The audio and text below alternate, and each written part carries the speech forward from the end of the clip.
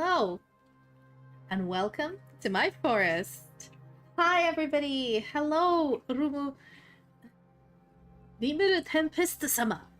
I guess I read that right. And, Ava, hi. How are you? Hi. I'm so sorry. I was supposed to stream, like, 2 days ago. Oh. Sorry about that. I was supposed to stream, like, 2 days ago, but... I have a story for that note as I'm loading up Dragon Age. Archie is good. He's drinking some water. I don't think you can hear it because my noise cancellation's very, very good on this mic. But we can have Puppy Cam if you wish later on. I have it working, hopefully. So yeah, talking about... What was I talking about? I was talking about the fact why I didn't stream yesterday and the day before. Well, on Tuesday, when I was supposed to stream the first Dragon Age stream of the week, I came back home from work at 11:30, and due to an experiment, so yeah, I wasn't gonna stream then. And Wednesday, you know how you sometimes come back from work and you just, all you want to do is just pass out? That was me. So, here we are. But I have some energy, and I started kind of on time. Well, not really, an hour late, but still. At least I'm streaming. I don't know, I've just had, like, I wouldn't call them mental health problems, but more of, you know, lack of motivation. Gambare. Into what language do you want to translate it? I know from Japanese, gambare means, like, good luck, or hope you do well. In Russian, it's udachi. There you go. I've translated it. Alrighty, let us... so yeah, just a little announcement before I carry on. Yeah, I don't know, I think I'm going through, like, I just had my Christmas break and I'm coming back to work and I'm a little bit depressed, and so I wasn't really in the mood for streaming. The D&D game really made me happy, but you know how it is sometimes. But I will be definitely streaming today, tomorrow, and Sunday. I'll actually be streaming Monday as well next week because I'm working from home, so should be fine. But anyway, without further ado, I mean, some of you come here to hear me chat shit, but most of you come here to watch me suck at Dragon Age, so that's what we're gonna do. How was your vacation, Ava? Did I ask you before? I don't remember if you answered me. It's been a while. Oh, shit. Tits aren't on. Apologies, the tits aren't on. Need to put the tits on. Yes, how was your Christmas and New Year if you were celebrating?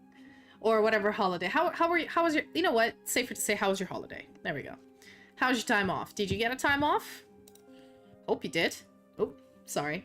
Had to turn the teats on. Completely forgot to do that. I was wondering why I could see my desktop. I was like, oh?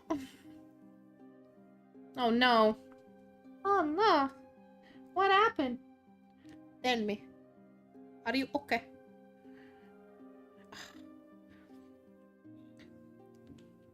Yeah. Did you succeed? Where did I put it? Oh, there it is. Hiding from me. Yeah, I got a horrible cold sore. Like at the, you know when it's the weather's really cold and your lips are dry? I had like a really bad break on like on the left side of my lip. And so I have to keep them moisturized, otherwise it really hurts to open my mouth. And it's bullshit because it's not going away. Ugh. Anyway. Wi-Fi company became... Which company were you with? Do I know it? Oh, thank you, Rimuru-san. Can I just call you Rim-sama?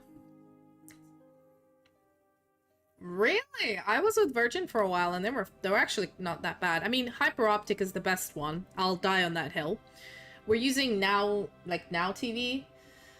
One here. It's not the best. Jesus Christ. Yeah. It's not the best what I've got, but it's okay for streaming. I wish I had a better one, but there's just none that go to the building I'm in. We couldn't find faster speeds. So here we are. How is it? How's the upload speed on 3?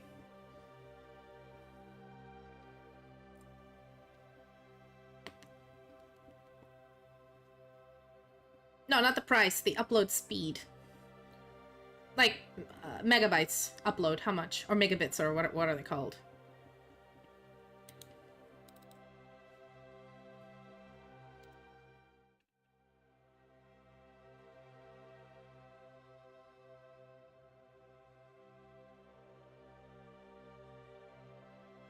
Yeah, I'm finding my megabit speed is supposed to be like 20 megabits per second, but it actually is 14. And so I can stream on Twitch with 6,000 kilobit you know, bits. But I'm limited on YouTube to 9,000. I used to stream at 11.5, but it kept buffering. Yeah, Rimu, this is a nightmare. Ken, what's up? What's up? How you doing? How you doing? Is it too loud? Is the gaming audio too loud? Or is it fine? Ah, Lord. I think it's too loud. But I don't know about you guys. I'm okay. I'm good. I don't think I changed the gaming audio from last time. Ah, yes. Her name is Nev. 120? That's a lot. It should be 12. Yeah, my day's going okay. I've just been very depressed this last week because it's my first week after Christmas back to work, and I'm just not in the mood to work because I need more Christmas holiday. So I was like not very efficient at work. It's hard for me to get out of bed. I come back, you know, because I get to work late. I come back home late, and so I don't have time to stream. I'm glad it is Friday. And I'm working from home on Monday, Tuesday, which is nice.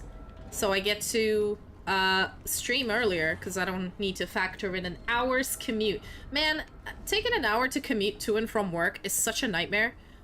Because then, you know, it really affects your scheduling, and you have to factor in the travel, then you have to factor in the dinner, and and most of my boyfriend's going to Sweden? Sweden.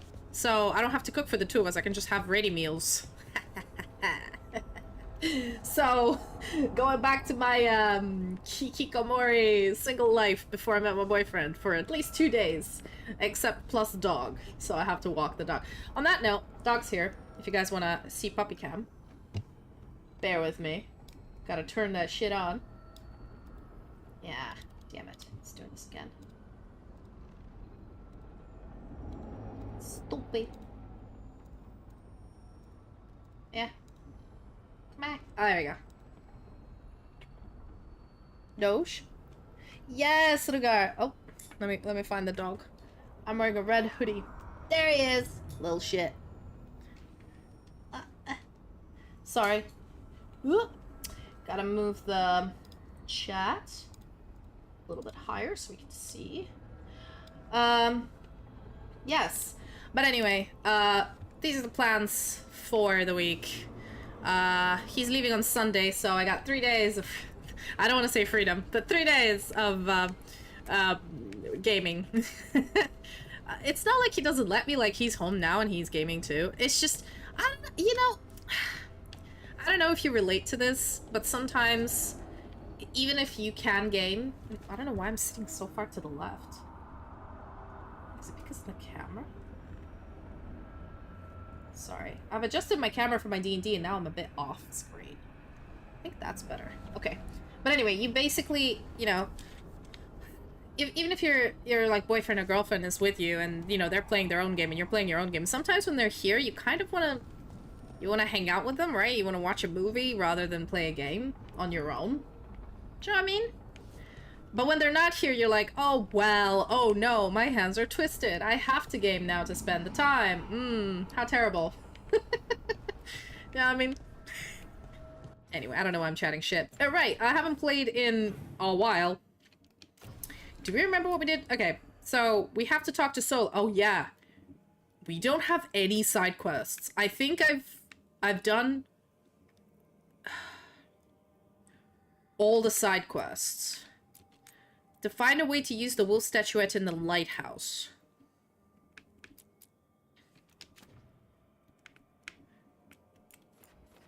Yeah, this is the thing. We're almost done with all of the freaking side quests. Finally, we're getting to the main quest, maybe. This is, I think, the last faction quest we gotta do. Oh. Oh, it's upstairs. Damn it. Man, a game where you can vault is great. I know people who finished this game like 4 times already. I ain't one of them. You regret.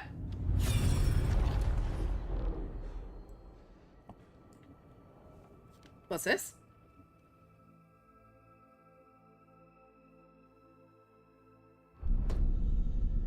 You cannot do this, Alganan. You swore that we would give up our commands when this horrific war was over. Our people need our leadership. If you're unwilling, leave. Our people must rebuild, and we must help unite them. So, we did not fight for freedom, but to conquer this land and our own. We fought to win, and now the Evenuris are as gods. I do not answer to Mythal's annoying lapdog. The people are afraid. They must believe in something. They need strength. And wisdom. They need gods who can protect them. We are not gods. You will learn that. Every lapdog hides a wolf inside.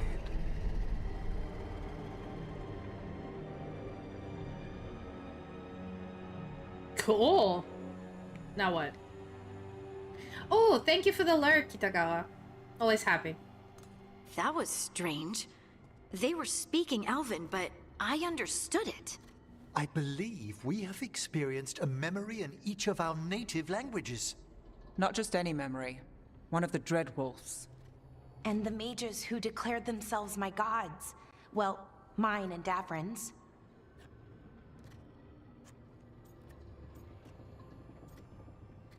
A bit of a letdown. So, from what I understood from that mural, apparently there was some sort of a war. The Evenuris fought against someone. They won.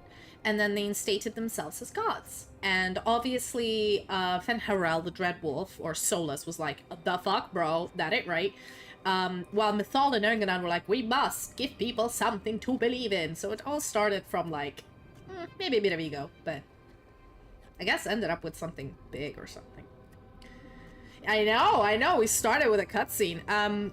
Also, apologies if I suddenly pause during talks, because I think my rook is super handsome, and I sometimes just want to take screen grabs of the hot boy. Yeah, close his eyes. There we go. So, do not judge. I am a big fangirl. I did not spend 2.5 hours in Character Creator to not take pictures of my boy. Okay, good. But yes, we ourselves are not a little pansy who keeps crying. We're a positive dude. For those of you who are new to this and don't know our backstory, I'm gonna give you a quick overview. Trust, this is gonna be like less than a minute. So our dude's name is Balin Merkur. He was a son of a magister in Tevinter, but he was born with no magic. And so the Magister kept him around as the only heir until he actually had a son that was born with magic. Then he kicked him out at the age of 6. He got picked up by the Shadow Dragons and, you know, childhood trauma, yada yada yada. But instead of being an edgy little fucker who's like, I was abandoned by my dad, I have daddy issues now, I'm gonna be like Sasuke, he is more of a, you know what, I'm gonna be positive, and I'm gonna be a good positive influence, and I'm gonna be helping people. And I'm gonna have people like me. And as long as I'm useful, they won't abandon me. So, with no therapist in sight, he was the most useful dude in Shadow Dragons. He's a bit naive, a bit childish, tries to please everyone, and when there's conflicting things, he gets confused. But yeah, he's kind of like a gullible, well, not gullible, but like positive himbo, I guess. A little bit crazy, but there we go. Я не могу переключиться на русский, потому что русских в чате сейчас нету. Но эта опция переключиться на русский переключает как бы стрим мой, я говорю по-русски с вами. I've not seen Sonic 3. I've not seen Sonic 1 or 2. Was a bit of a letdown, to be honest. Given what we've seen them do, I was expecting someone to do something epic. Right? It was so mundane. Nothing grand or cosmic. No setting fire to the sun. It was just talking. Politics. I wish they were monsters. Something grand and terrible. Seeing them like that, they're no better than Tevinter nobles. But no worse, either. They were people, and people can let you down. All right. What else can we take from this memory? Elgranon was hungry for power. Did anything he could to get it, and to hold on to it. Then Solas, furious at Elganon's installing himself as a despot, started his rebellion. There's another moving part in this. Mythal. She was keeping the peace. Mythal and Solas were close. The Inquisition found a temple to Mythal, and there were wolf statues everywhere. Then she sides with Elgranon over him. A betrayal. Yeah, if you guys remember, fun fact, if you guys played Inquisition Trespasser, that is where the Inquisitor finds a Temple of Mythal in Halam Sharal. And you go in there and you see a ton of wolf statues, and that's how you find out Mythal is actually, like, Morrigan's mom or something? I don't remember. I don't remember if it was in the main game or in the Trespasser DLC. It was somewhere. It was... I think it might have been main game. Was it? I don't remember. it was end game. That's all I remember. At the end of like the Inquisition playthrough. But yeah, basically Mythal. See Mythal's reasons. Well, she sided with him to keep the peace, but that is a betrayal, really. You don't betray your friends. No wonder he was angry. It sounded like Solas was loyal to Mythal. What did Elganon call him? Mythal's lapdog? And then she grabs power alongside Elganon instead of standing for her principles. I'd be angry too. Angry enough to start a rebellion? That's not how he'd see it. He didn't destroy the world. Elganon did. Solas did what he considered necessary to stop him. Solas would try to justify what he did, but he'd also blame himself for what happened. Perhaps these murals aren't simply memories. They're what Solas wishes to forget. His regrets. That means they're a way to learn his weak points. Why are we worried about Solas? He's trapped. Right. But the Dread Wolf was the god of trickery. He's looking for a way out. Bet on it. Meanwhile, keep your eyes open in the crossroads. If there's a way to restore the rest of these murals, Solas would have kept it in his hideaway. It'd be nice to get inside his head for a change. Cool. Ooh, a memory of the false god. Witness the memory of a false god. Oh, I actually picked up a ton of these, so we can actually review a lot of these memories, I think. Just carry on looking at them. Ooh.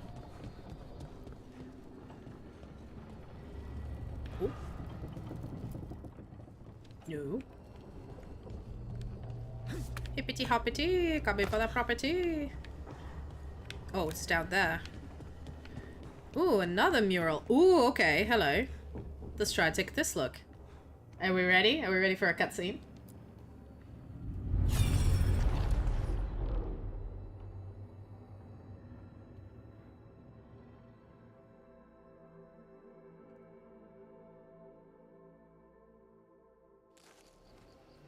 I was not certain you would come. You were the one who walked away. I never turn my back when my friend needs me. The Evanurus seek the magic of the Blight. Impossible. The Blight is safely sealed away forever. Though I wish I could believe you, I have sensed the breaking of the wards. I will investigate your claims. If they forget the danger of the Blight, I will endeavor to remind them. What if, instead, you left the Evanurus and remained with me? Do you not wish for freedom from this struggle? Be at peace, love. I will stop them. As you must. The Blight is our mistake. Oh? Wait, is it Mythal the goddess of wisdom? So, they caused the Blight. Huh. Did Mythal call Solas love in that memory? That's what it sounded like. So they were doing it. The elven gods were free with their emotions. They felt things deeply. The way they expressed things, well, it feels romantic to us, but that wasn't really how it was. Back then, I mean. Nah, they were doing it. Fucking Tosh. I low-key love it.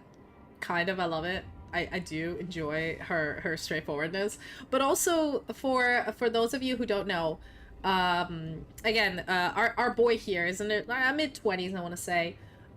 He sometimes behaved like a naive child, but he's still kind of a youth. Tosh, I think, is like 19. Everybody else is like in their 20s. And only, I think Lucanus is in his 30s. And Emmerich is in his, like, I want to say late 40s, 50s? I don't know. But, like, everybody else is a freaking adult. And then there's Tosh. So, obviously, it is what it is. I don't think so, and ick. Well, yes, obviously they were doing it. Maybe. Moving on. I think our dude would be like, nah. As someone who has Solas talking in my dreams, I'm with Bellara. I just can't see Solas carrying on a secret affair with Mythal. Can't because you don't think he would? Or can't because you don't want to think about it while he's in your head? Yes. So the Dread Wolf goes to Mythal. They might be fighting, but they have history. And he warns her about the other gods using the Blight. That's more important than his rebellion. It's like kingdoms coming together when an archdemon rises. Mythal didn't think it was possible. She said the Blight was sealed away. There's an old legend about it. Davrin, the one with Andrul's armor. Not sure it matters. Whoa, whoa, whoa, whoa, whoa, whoa, whoa, whoa. Oh, damn it, we're so handsome. I want the story. I want the beef. Give me beef. We're deep in elven lore already. What's the legend say? Right. Well, Andrul was the goddess of the hunt. She put on armor, magic armor, made us something called the Void, drove her mad. I remember this one. The other gods were afraid Andrul would turn on them. She was doing all kinds of horrible things, causing plagues. It does sound like the Blight. Well, it all ends with Mythal fighting Andrul. After, Mythal turned into a dragon. She what? Why didn't you start with that? Anyway, she took Andrul's armor away, then Andrul's madness left, and peace returned. Intriguing. So it's possible Andrul stumbled onto the magic of the Blight. And when Andrul went mad, Mythal took it from her and locked it away. Until someone started using it again. I hate that they're calling her Andrul. It's Andruil. Andruil. That's how you pronounce elven names. It's fine. Sure. Let's call them Andrul. Andrul just sounds wrong. Andruil. Sounds very elven. Okay, never mind. Hey! What's up, Evan? How you doing? Morning for you. It's 10 p.m. for me. Haha. Where you at? Where you at that is morning for you? East Asia? America? Okay. Felt guilty. Okay, Solas warns Mythal about the other gods using the Blight. It's not just bad, it's something bad he feels responsible for. The Blight was our mistake. How was the Blight their mistake? Did they find it? Did they make it? What does that mean? Whatever it was, it convinced Mythal to take him seriously. So Mythal goes off to investigate what Solas says. Then, what? It's too clean. Seems plenty messy with them doing it. But this isn't just a memory. It's something Solas wanted to hide. What's the crime? What did we see here that he feels guilty about? I think I might know. When the Inquisitor was saving the world from the breach, he met Mythal. There we go. What? Like in a dream? It was complicated. She helped the Inquisition. There was a magic pond and a dragon. Nice. The point is, she also said the other elven gods betrayed her, killed her. Right. I'm doing great. I'm doing well. Got back to work. As you can see, Archie... Oh, Jesus Christ. I'm so sorry. I just karate chopped my camera. You can see Archibald here, sleeping. By the way, check out my new nails. There we go. Kind of like gray fade. But anyway, Archie's sleeping here.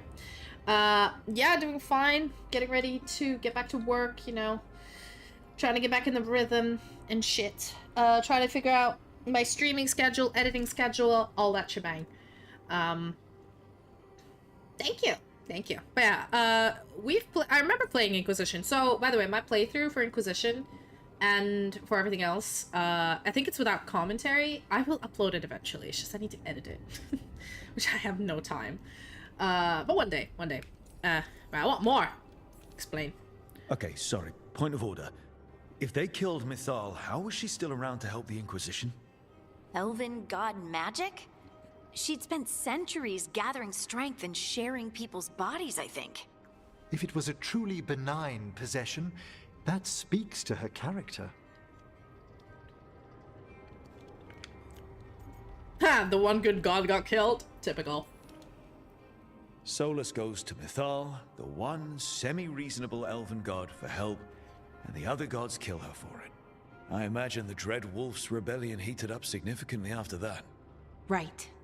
And Mythal wasn't there to keep the other gods in check anymore. Well, it's not just that she died. What do you mean, Tosh? It's... Ugh. There was stuff he wanted to tell her, but he waited too long, and then she was dead. He never got to make it right. That twists you up. That's it. There's our crime. Doesn't really tell us anything we can use, though. We know more than we did. That's something. Then I guess we keep our eyes open if we come across more of these memories. And we probably have another one. I actually have quite a few memories. Yep, you can see there's a third one. We're just... What is it? The dog's on alert. What happened? Archie? Oh, actually. Get it back up to 60. I think we should be okay with 60. Yeah, we should be fine. There we go. Let's view the regret.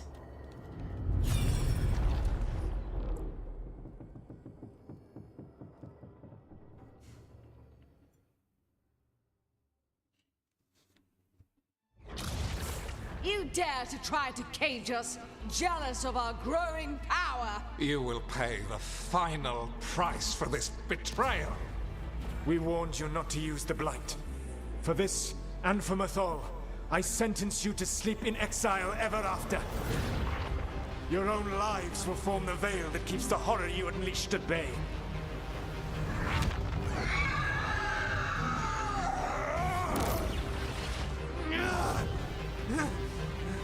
Right, so there's 7 gods.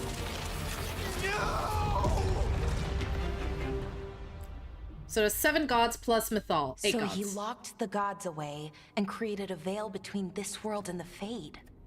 I mean, they were terrible, no question. But what he did, it didn't just stop them. It destroyed our culture, our world. It wasn't just to stop them. It was to stop the Blight. We've seen how bad Elganon and Gillenane are. Imagine all 7 corrupted gods running wild. So he created the Veil just to keep the elven gods locked in their prison? Yes, to keep them from accessing the Fade. But was the creation of the Veil around the world an accident? You heard him yelling. That's not the sound of a ritual going right. What do you think, Rook? Why me? Oh no. I shouldn't have put 60 FPS. I should just drop it back to 30. I see the slowing down. Anyway. Well. It's not just us panicking, I think. Honestly, I'm a little relieved. I've been feeling out of my depth trying to stop ancient gods. But Solas was flailing just as much as we are. I had another question, and I'm sorry, maybe this doesn't matter, but Solas trapped the blighted gods in an ancient elven building, right? That's what it looks like. Maybe a palace? Fancier than what I've seen in Arlethan, at least. And then, the Magisters were lured into the Fade. They broke in, which let the Blight escape, and turned the Golden City black. Right, and the Black City hangs in the Fade, a little reminder of their mistakes. What's wrong, Lace? It's just... the Chant of Light says that the Maker built for them the Golden City, the center of all creation. But if the Golden City was an ancient elven palace, then the Maker didn't build it. The elves did. The Chant of Light is Andraste's visions from the Maker, but it sounds like it's wrong? You're asking if we just disproved the entire Andrastian faith. Did we? Yes, Lucada's asking the solid questions. They're like, did you just disprove the biggest religion on the continent? By the way, if you're curious where the dog went, bear with me. There he is. Little shit. Anyway, he's like, did we just disprove the main religion of the continent? And Harding's like, yeah, guess we did, bro. Guess we did. But yeah, Egg is not life. Egg is a bit of an asshole. Egg is what happens when you have good intentions, but you end up in hell. Because that's where the road is paved to. So, okay. So there's 8 gods in total.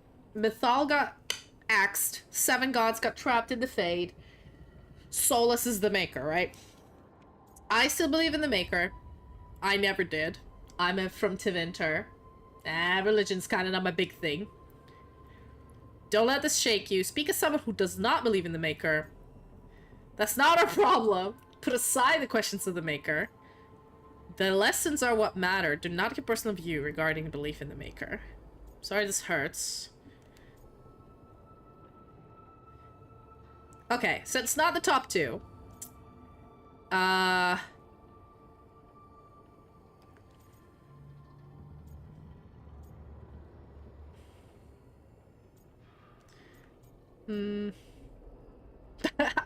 literally tempted to say that's not our problem, but honestly, I find the more we delve deeper into the elven god lore, the more we find information, and it is our problem. And finding the truth is always important, so I guess...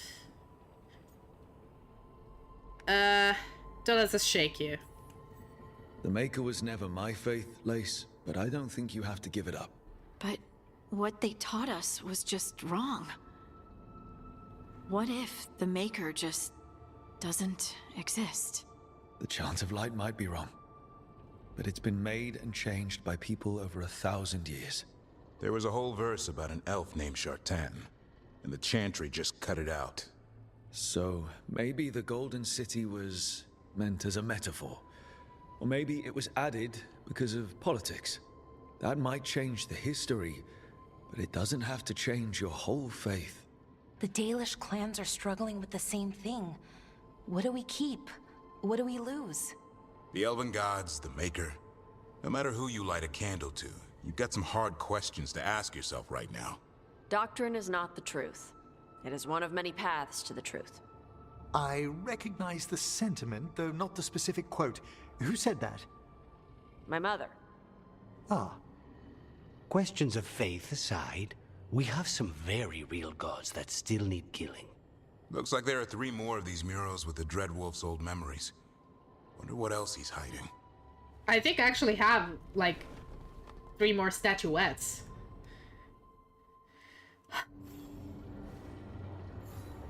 Shit, yeah, I have more. Fuck me. It's because I kept exploring the fucking lads, didn't I? Alright, let's, one more, I guess. I love how these murals stay painted. Do they? Yeah, they stay painted so you can look at them again. I feel like this game should have done a little bit better. I mean, it's such a cool, like... There's so much to do. This is my, like, 17th hour in the game, and I still, like, not even through the storyline. Let's do it again.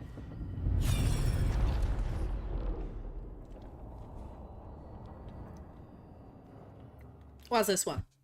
Looks juicy.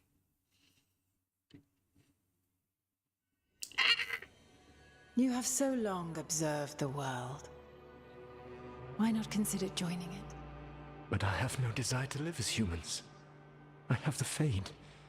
Besides, this talk of taking on a solid form. I think you underestimate the danger. When you took the glowing stone to build your body, did the earth not shake? Valyrium gives us the strength we had when we were of the Fade. We are the best of physical and spirit. I need your wisdom, Solas. To withstand the louder voices who would go too far like Elganon. I need you. This is madness. You must know that. I will always follow where you go. Bonsoir, monsieur. Ooh, okay. Very interesting. What? This is astounding. The ancient elves were spirits who voluntarily manifested a physical form. I'd rather go back to talking about the Blight. Hey, Lucanus. Could Spite turn into an elf? No. Sorry, but... What? Oh my god. Hi. It's going fine. It's the week I'm back to work, so a little bit depressed, but aren't we all? Yeah, how about you? How are you doing, Slothy? We're just watching through Solas's regrets. And in this one, I'm not sure whether this takes place after he made the Fade. I think, yeah, when his ritual went bad. And so there's spirits that could manifest a form using lyrium, but that causes like a natural disaster? Oh no, I'm so sad. What are you sick with? But I love how Tosh is just like, yo, can the demon inside of you turn into an elf? And Lucana just looks at her and says, no! I love these little bits. Is that a chest infection? Or is that, no, pulmonary, is that a heart infection? I'm confused. Is it? Lung infection, there we go. Oh man. Well, yeah, I hope you get better. At least you have an excuse from work or / study that you can be on bed rest. But yeah, I get you. I got lucky this winter. I got sick before the holidays. I can feel something coming on, but I drink vitamin C and hopefully that... Oh, on that note, that reminds me, I need to drink my vitamins. Sorry if I'm popping some pills during the stream. Anyway, this is interesting. This puts all of elven history in a new light, not to mention what we think about spirits. I mean, some magic works differently for elves. If we came from spirits, that'd explain it. The knowledge that an entire people were formed from a mass manifestation could change our entire understanding of magic. If we let it out, is that the right call? Do you want bigoted humans yelling about how elves are demons? Davrin's got a point. World's not short on small-minded humans. Oh, so okay. So elves, like Evanurus were like 8 elves who became gods of elves. And then when Solas made the Fade, he popped all the elves into the Fade. He destroyed their physical bodies and they all became spirits. And so when elves manifested in the real world, it's them as spirits coming back and getting a physical body. Oh, cool. I don't want to cause harm. Nobody would buy it. People have bigger worries. I don't want to cause harm. If the world learned about this, and it led to attacks against elves. Elves have enough trouble as it is down in Ferelden. We have to tell someone, though. Strife and Irulan, at least. If I told Thea and Viago, they'd think I was sampling Viago's poison collection. No one will believe us. Okay. We keep this to people we trust who have good reason to know. No shouting it from the rooftops. Agreed. The Morn Watch has a great deal of experience keeping dangerous secrets. So, beyond the world-shaking stuff, what else did we learn here? Solas himself was a spirit. What kind do you think he was? Well, his name is Elven for pride. Oh, okay. There's something else. Not about spirits, or not all about them at least. Solas didn't want to become a person with a physical body. Right. He only agreed after Mythal begged him. Then that's his regret. He wishes he'd never taken physical form. Maybe, but not just that. Solas was scared. They built their bodies out of lyrium, and it made the ground shake. Okay, yeah, you're gonna say something mean about an elf that looked at my model? Oh no, I'm different from the elves in this world. I'm more of a D&D elf. Okay? They're a different kind of elf. You can diss them all you like. You can diss me all you like. I've got a tough skin. I'm a ranger who lives in the woods. I'm used to insults. Anyway. Okay, this is getting really complicated. It's a big lore dump right now. Yeah. Hey, the world needs both. So, actually, you'd be really surprised. In Dragon Age, apparently, I mean, this will get revealed later, but I got spoiled a little bit. Apparently, ancient elves screwed over the dwarves really badly. And then after centuries, the dwarves they started having their own problems, completely forgot about the elves. And the elves degraded to the point where they became like a slave race in this world. And there was a few groups of elves who tried to reclaim their heritage. But as they reclaimed their heritage, they realized that they were the oppressor all this time, before humans even existed. So this world literally takes, I guess, fantasy creatures' politics and just says, haha, everybody's an asshole. Humans, assholes. Elves, assholes. Dwarves, didn't used to be, but now are assholes. Not the dwarves, Slothy. Dwarves have to deal with the freaking undead coming from the ground. So... And apparently a dwarf, if they leave for the surface, they're considered, like, an outcast. They'll never hold government position. They'll never marry into a higher caste. They're sort of, like, people who are necessary for trade, but they're not welcome back in the capital. So, dwarves are extreme racists in this world. I think you'd really like Dragon Age. It's you can be as racist as you want to be. Truly, indeed, like Baldur's Gate. True representation of our world. Those idiots that started the war, I think...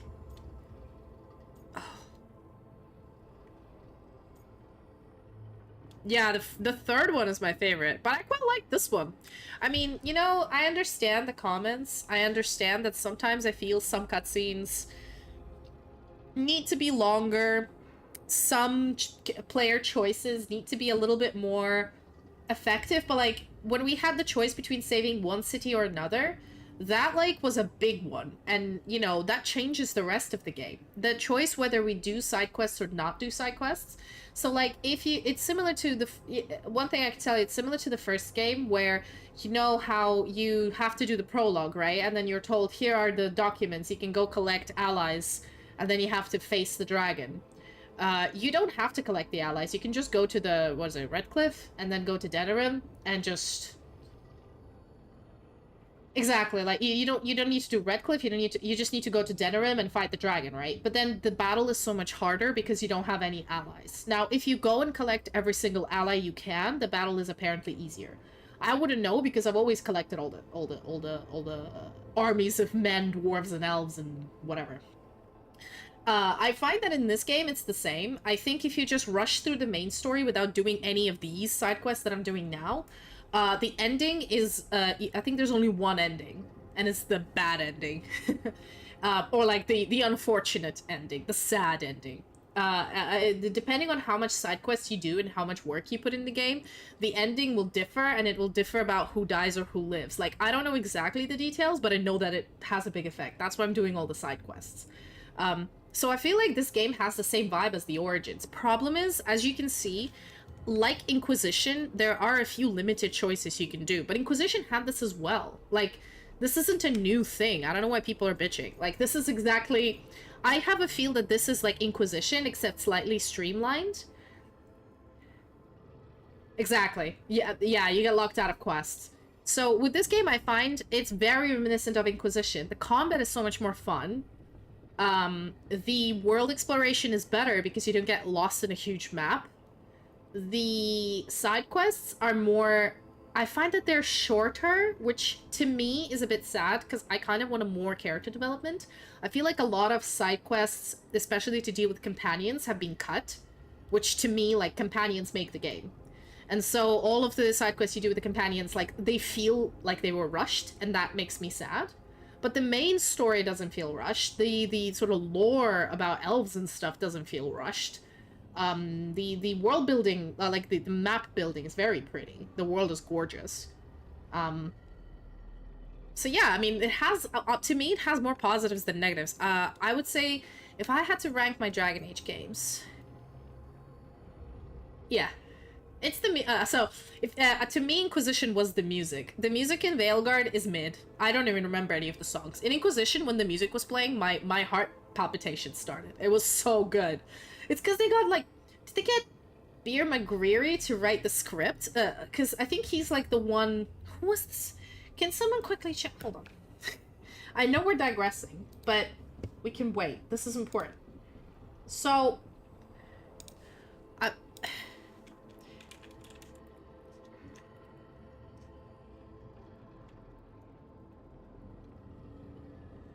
No.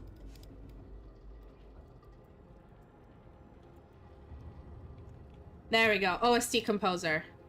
Trevor Morris. So there's two OST composers that you guys may see. Exactly. No, but Slothy, this is a comment from me as a person who's watched a lot of like fantasy and historical TV shows and played games of the similar variety. Trevor Morris and Bear McGreary write the best soundtracks. They're the most memorable to the point where you can tell, like, I would sometimes hear a song on Spotify and be like, what? No, this has to be from this TV show. And I look at it, and it is. So those two are like 100%. And obviously Ramin Djawadi, the guy who wrote, like, Game of Thrones soundtrack. Those three. The most recognizable soundtracks. But yeah, no, if I had to rank the games, Inquisition will be my #1, of course. Then I would say I would put... Honestly, I'd put Veilguard. Then I'd put Dragon Age Origins, and then I put Dragon Age 2. So I don't think Veilguard is the best game of the series, but I don't think it's the worst. It is solidly in the middle with Origins. Inquisition's still best. I think Inquisition, like, plus Trespasser, that DLC just made it for me. That DLC made me shit myself. I was so happy with it. I still listen to the soundtrack of Trespasser if I'm just walking around, like, just listening to it because it's gorgeous. Just saying. Anyway, right. So, they built the bodies out of Lyrium, made the ground shake.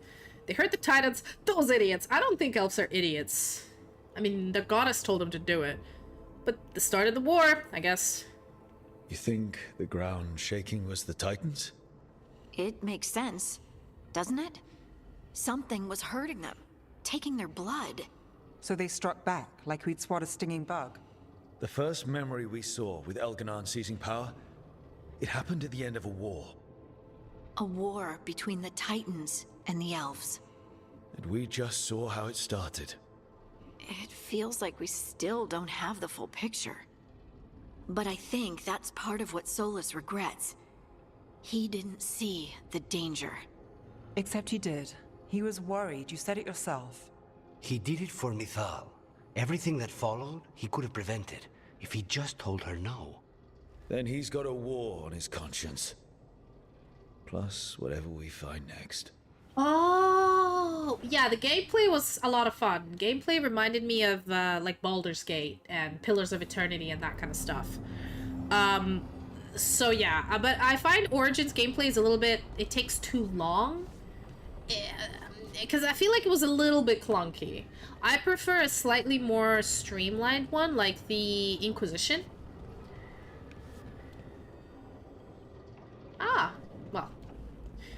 To be honest, it's not one of those, like, very big games, I'm gonna say. Ooh. Ah. Yeah, let's go talk to people a little bit, and then we're gonna go and see the other memories. So basically, I'm sorry, I had the timing wrong. So the first thing that happened was our boy, all of the elves were spirits, and then Mythal was, and apparently only the dwarves or slash the Titans existed in the world, in Thedas. And then the elves came from wherever the fuck they came from, the Fade, and took on physical forms by using lyrium, which hurt the Titans. That started a war, and then Elganon and Gillenane and the rest won the war, but at what cost?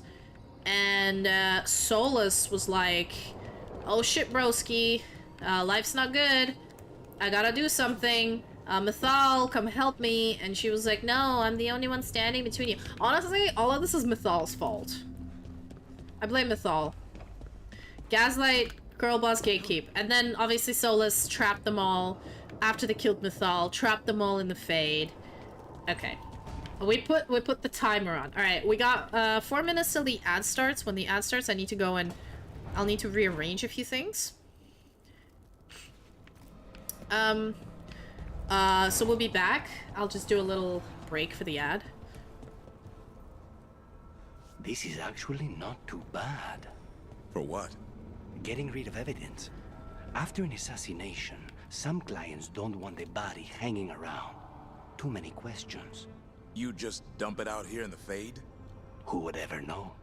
I would. That can be dealt with. Here's the part where I back away slowly. Psh, can you two stop flirting? It's hilarious. Oh yeah, I for a while. Oh, shit. Murdered magic crusade? Killed with an arrow instead of magic. Hard to get an angle like that. It is. Where would you take it from? I don't know the place that well, but there's a tower not far that would get a clean shot. And good cover. But if you were angry and in a hurry, if the shot were more lucky than planned. Well, there's that bridge. Wait. Why are you asking me?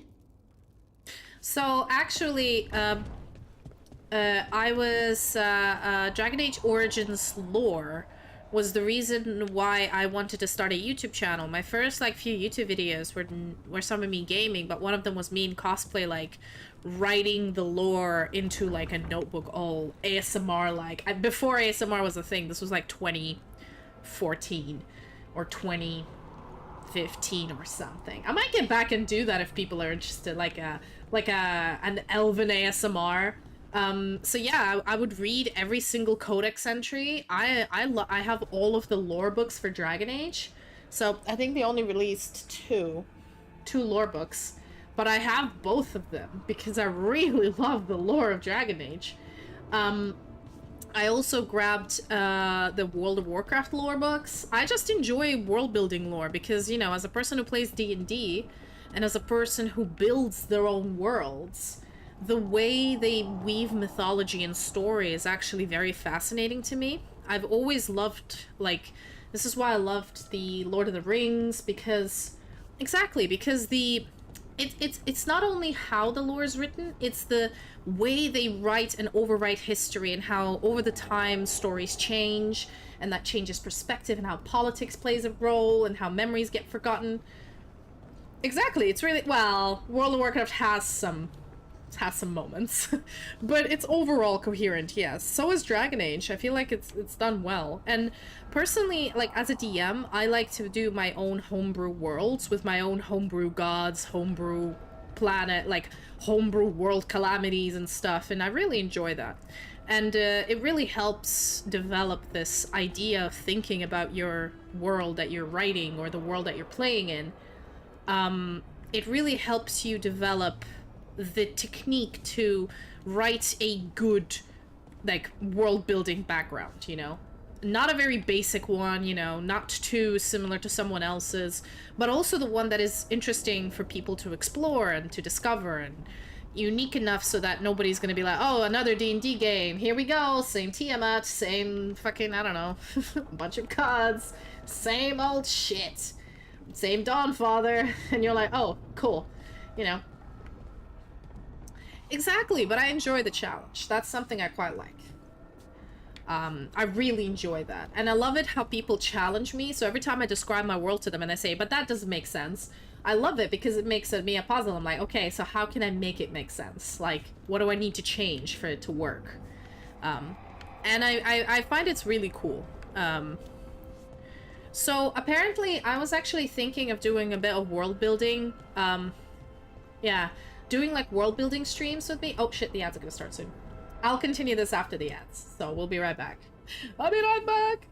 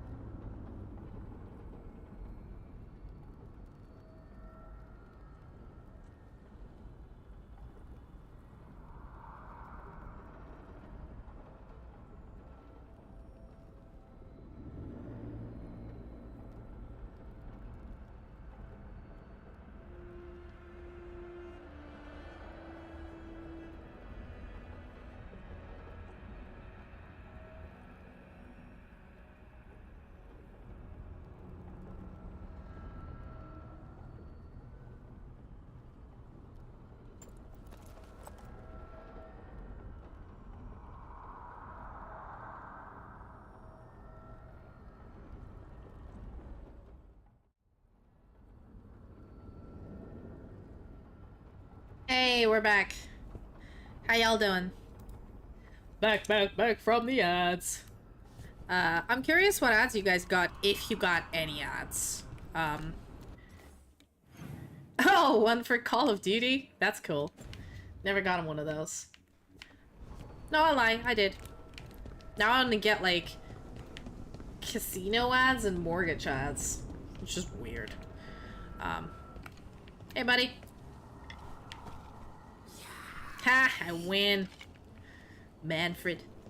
So yeah, what we were talking about before. I was thinking of, like, doing, like, world building streams of my D&D world, because it's not only the D&D world in which my players are playing in, it's also all of the other countries and the gods and everything else. But I always put as an option on Discord for people to pick, but nobody wants to pick it, so we're not doing it. I was also considering maybe running like a D&D game in the world of Thedas, like to have like a Dungeons and Dragons system, the 5e, but working in Dragon Age world. That'd be cool. I just thought of that idea. Because I know the lore of Dragon Age so well, I could easily write a story in it. And it has all the gods and everything already done for me. I just have to, like, write it. That'd be really cool. Anyway, something to think about. So... Yes, indeed. elves came from spirits. An incredible revelation of what happened thousands of years ago. I asked Davern what he thought, and he just shrugged. He would. Oh yeah, no. So I don't know if you're watching the D&D campaign that we're running on this stream, but basically I wrote a story that is 41,000 years after the, like, beginning of the known world, but there is more history before it. And a little hint, the storyline that the players are involved in is almost directly linked to the history that has been lost. And I had to make that history, make it make sense with the gods, make it make sense with the timeline. I literally have a whole Word document that is just timeline, just so I know when shit happened. Because I've got basically 41,000 years of shit happening, and I put, like, important events. And obviously a lot of it happened, like, before a certain point, and then a lot of it happened, like, about, I'd say, 50 years before the campaign started. But there's a lot of events, like, that are co-evolved, I guess. Thankfully, I'm only working on one country where the players are playing. I haven't made the lore and the story of the other countries yet, because I'm like, bro, I don't have the time. But it's something, like, for future campaigns or for future things I could definitely work on and expand a bit more. I have, like, general gists and stuff. Like, I made the gods and local government and stuff, and, like, how the country works, and yeah. Just a little bit of that. But mostly developed Ravinia, which is kind of where the story takes place. But yeah, like, I love this shit. Like, you know, the whole, like, elves came from spirits, and you find that out in game number 4.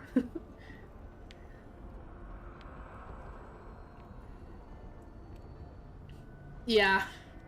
I mean, a lot of DMs really spend a lot of time building their world and then run campaigns in it. But I find I'm too excited to play and to get people to explore it, that I work on the world enough so that I can run the campaign that I was planning to. So, like, exactly. So, like, I'm planning to run a storyline. For I'll give you a simple example of how I thought about the Star Chronicles. So I was like, I wanted to make a game where it was kind of spooky. There's a lot of creepy shit. It's not, like, sometimes full-on horror, but everything else seems fine. Like, nobody else except for the players is aware that shit's bad. And they start in this quaint little city where people are just disappearing, and they're trying to figure out what's going on. So my whole plan was to keep the campaign inside one city. That's not how things work. And so I developed a little bit around the city, but honestly, they haven't really traveled out much.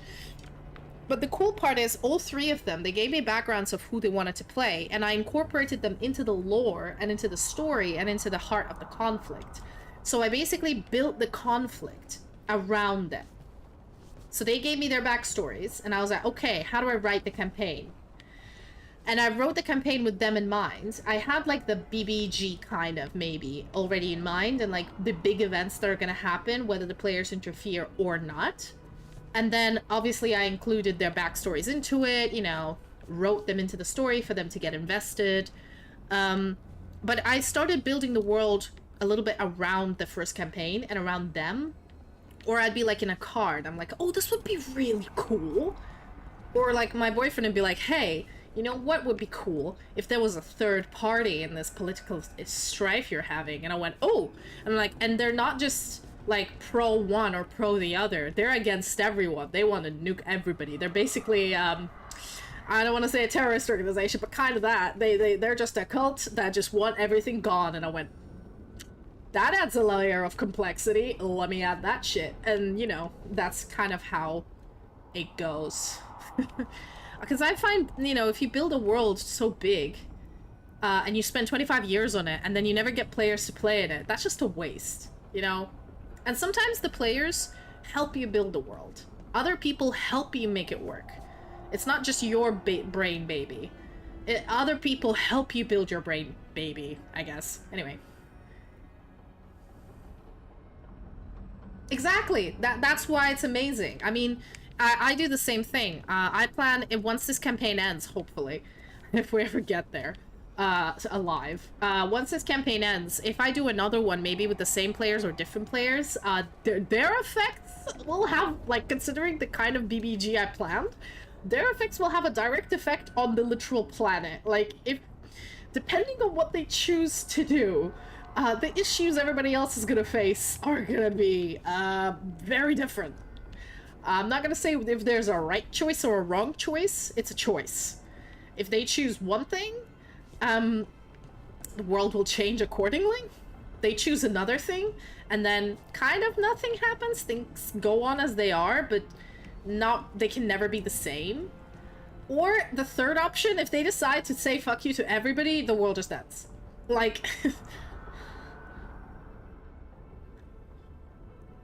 Oh, that's really cool. That is really cool. I like that. I'm not such a verse DM. This is my first, like, big campaign I've been running. I've never properly DM'd before. And I decided to do it on Twitch because I'm a risky bitch like that, I guess. So yeah. Let's go see another memory. But yes, I basically decided to just stream it, and yeah. I don't know what much to say. I mean, I've been chatting about my D&D world quite a lot, but basically it's, well, let me put a timer real quick. Like, I've been sitting on it for, I guess, a year? Oh, yes, indeed. I've improved, as I've been running this campaign for a year and a half now, I think. We only have 37 episodes, because we don't really stream regularly. It's whenever we're available. О, привет, Номилк. Спасибо. У меня уши длинные, понятно. Ой, кусаем. Как тебе дела? But yeah. Oh, we had burgers today, so Archie's smelling the meat. Right, let's go, get the other memory of Elgin. Well, not many Russians come to my streams anymore. Alright, there we go. Memory.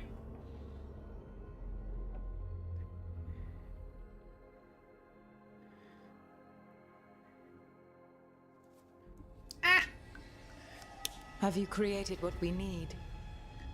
With this, the proper ritual will sunder every titan from its spirit. But you must know those severed dreams will certainly be driven mad. A disembodied blight of pain and anger. It is awful what we're doing. And the only way to end this war.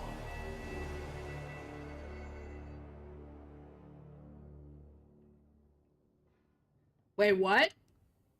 Solas made the weapon that killed the Titans. No, not killed. He cut away their dreams and left them broken and mindless.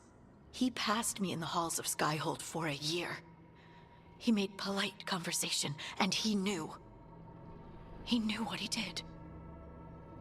Okay, so basically, from my understanding, the Titans had minds and souls, and when elves decided to get their bodies, they were destroying the Titans. They started a war with the Titans, and so when they killed them, they removed their consciousness, and the dwarves are descended from the Titans, so they kind of fucked over the dwarves. That's why dwarves can't dream. Don't have soul. They don't have souls. No, wait, they do. Wait, they don't. No, of course. I was actually thinking for maybe my, either my 2-year affiliate anniversary, which is... Wait. Oh, shit, it's next... No, it's in February. I forgot completely. It's on the 14th of February, my, my 2nd year affiliate anniversary. But I'm going away to France. I'm not gonna be here. I might do a celebration either before or after. Probably before. But my 2-year debut anniversary, I don't know, for some, yeah, I have a work trip. It's not by my own choice. I'm going to France. I have to because of work. But basically, I'm thinking of doing like a community D&D game where I get all of you guys who want to play on Discord, and I select like 4 to 6, maybe 5 players, I don't know. And we have like a one-shot in the world of Astara for people who stream. So we could stream it. And maybe if that one-shot you know, if you guys want to keep playing, like we can have 2 D&D campaigns running on the stream. I don't fucking know. But that would require a little bit more planning, I think. Because I need to get an overlay ready. I need to get like the number of people who have the same schedules ready. Yeah. So I'll probably announce something on Discord. Thanks for giving the idea, because like I feel like that would be something I'll do for like an anniversary or like a big event. I feel like that's not enough time to prep for my affiliate anniversary, but definitely for my next either debut anniversary or something. I don't know. I'll start thinking on it. I'll post. It's this. It's in the title. There you go. So yeah, I'll take a look. I'll start thinking about it, and then I'll post in Discord for anybody who's interested, and then we'll go from there. Because I already did like I was gonna do something in Russian, and I planned it, and I had 3 players that gave me their characters and I wanted to play. And when the time came to play the one-shot, only one character showed up. Like, one person showed up, and it was just me and them playing D&D. And I had to backseat game the other 2. And I was just... I felt like... You know, it's a little bit... It was a bit disappointing, because I did all that work. And I get it if that one person really wants to play, but then you can't really play with... I mean, you can, but it's weird. Like, just a DM and a player. It's... You kind of need 2 or 3, you know? You need a little bit of a variety going around there. Because I'm doing all the work otherwise. Exactly, that's me, but, like, you know. I'll see if I can do it in English, because it's easier for me that way, but we'll see. Anyway, I also need to make a campaign for my boyfriend. He's asked for it. Yeah. Anyway, sorry, Harding.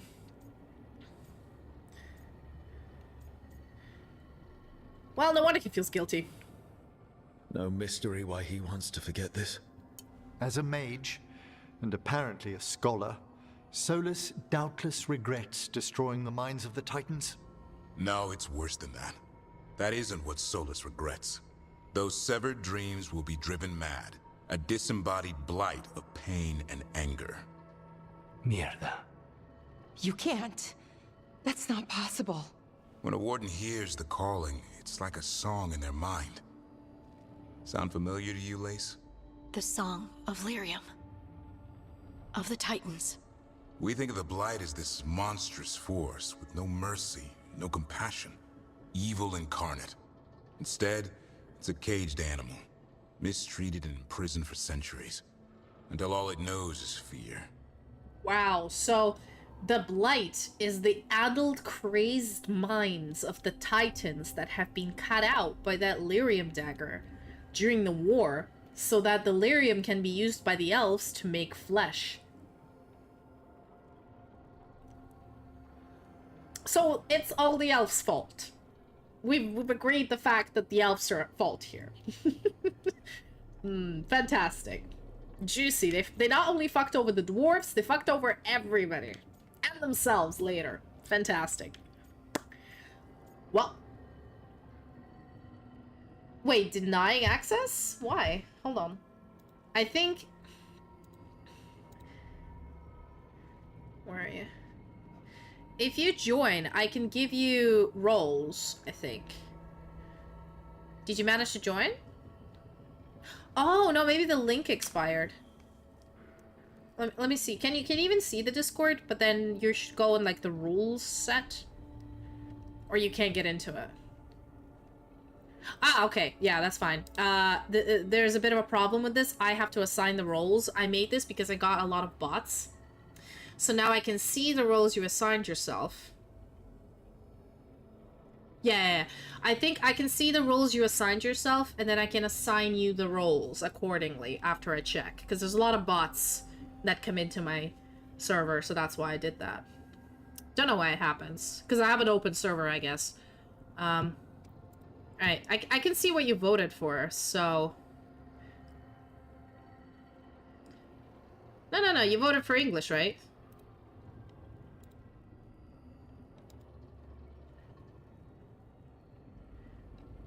There you go. Slothy. There we are. I can give you the roles now. Do you want all three? Twitch, YouTube, and TikTok? Or just Twitch and YouTube? I don't really post on TikTok much. That's fine.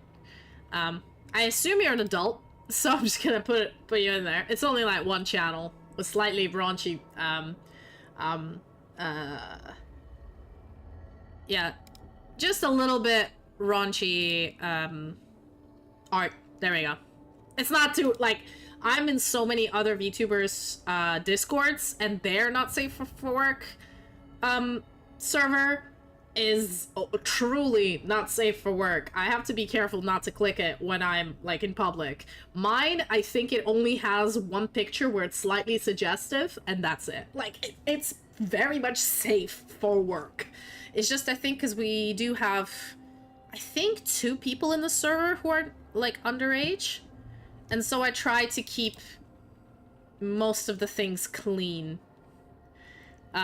Except for the adult art. Yeah. Yeah, you know, it as they say, I'm still not very good at the whole Discord management, but anyway. Right, so, elves are at fault, everything's crazy. Solas is a hypocrite, what about Darkspawn?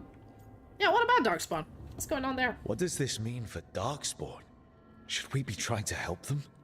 I don't believe so. If the Blight is a corrupted dream, Darkspawn may be mindless manifestations of its anger. Right. They're not people. We're never going to get through to them. The Titans are a problem for later. We have Elgernon and Gillanane to deal with now. And then I want Solas to look me in the eye and answer for what he did. Each of these memories has been a deeper regret, and almost all of them involve Mythal. Only one mural left to uncover by my count. If we find it, we'll see what's worse than this. Oh, so they're going up in the level of getting worse and worse. Oh shit, so the first regret was like a surface regret, where... Okay, let's analyze this. So the first regret was a surface one that he started the rebellion, I guess. The second regret was, the one where he asked Mythal to leave with him, but she didn't, and he said okay. Third regret is putting the gods in the Fade after they killed Mythal. Fourth regret was, even starting and getting human forms in the first place, or like mortal forms. Fifth regret is crafting a dagger that would murder all the Titans. The fuck is worse than that? Jesus. It's fine. I think the kid who really likes showing up to Twitch, he doesn't really go on Discord much. And to be fair, my Discord is pretty dead. Not gonna lie. But when he's on Twitter, I always notify people to, like, behave. I feel like that's the problem. I feel like a lot of the time, I understand that, you know, for everyone's safety, especially very not say-so streamers, want to have 18 only. Nice. I'm a reactive Discorder, so I will always, like, answer if somebody tag messages or look at something and react, but I usually never post because I'm a lazy bitch. Jester! Hi, how are you? On that note, I even forgot to tweet that I was streaming. God damn it. Oh well, it's already too late. I'm like 2 hours in. I'll do it next time. I usually do. I'm just so bad at social media, okay? I'm bad at Twitter. I'm bad at TikTok. I'm bad at YouTube Shorts. I'm horrible at Discord. The only thing I can do is just stream and chat shit when I do it. And maybe upload some videos on YouTube. That's all I do without any editing. Like, that's very true. Yeah, that's very good of you. But I find, like, that's my 2 cents. Yeah, I you know how, like, the usual VTuber recipes, like, you have to tweet, you have to go on other people's Discord, you have to promote yourself, you have to...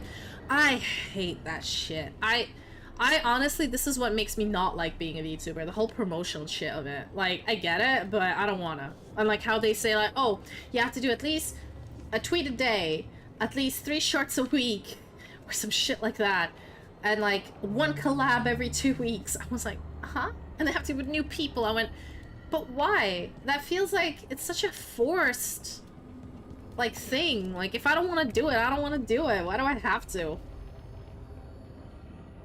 Exactly. Like, I like making friends, so I will, like, rate people. Yeah, I will, like, rate new people. I love doing that, getting to know them and finding them on Twitter, etc. And then, you know, adding them on Twitch and seeing when they're live to rate them again. And sometimes I strike up a conversation, you know.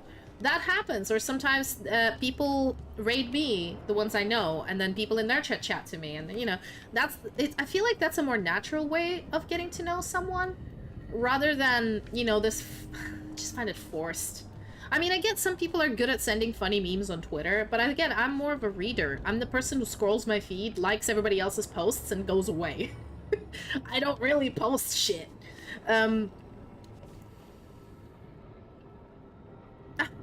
Yeah.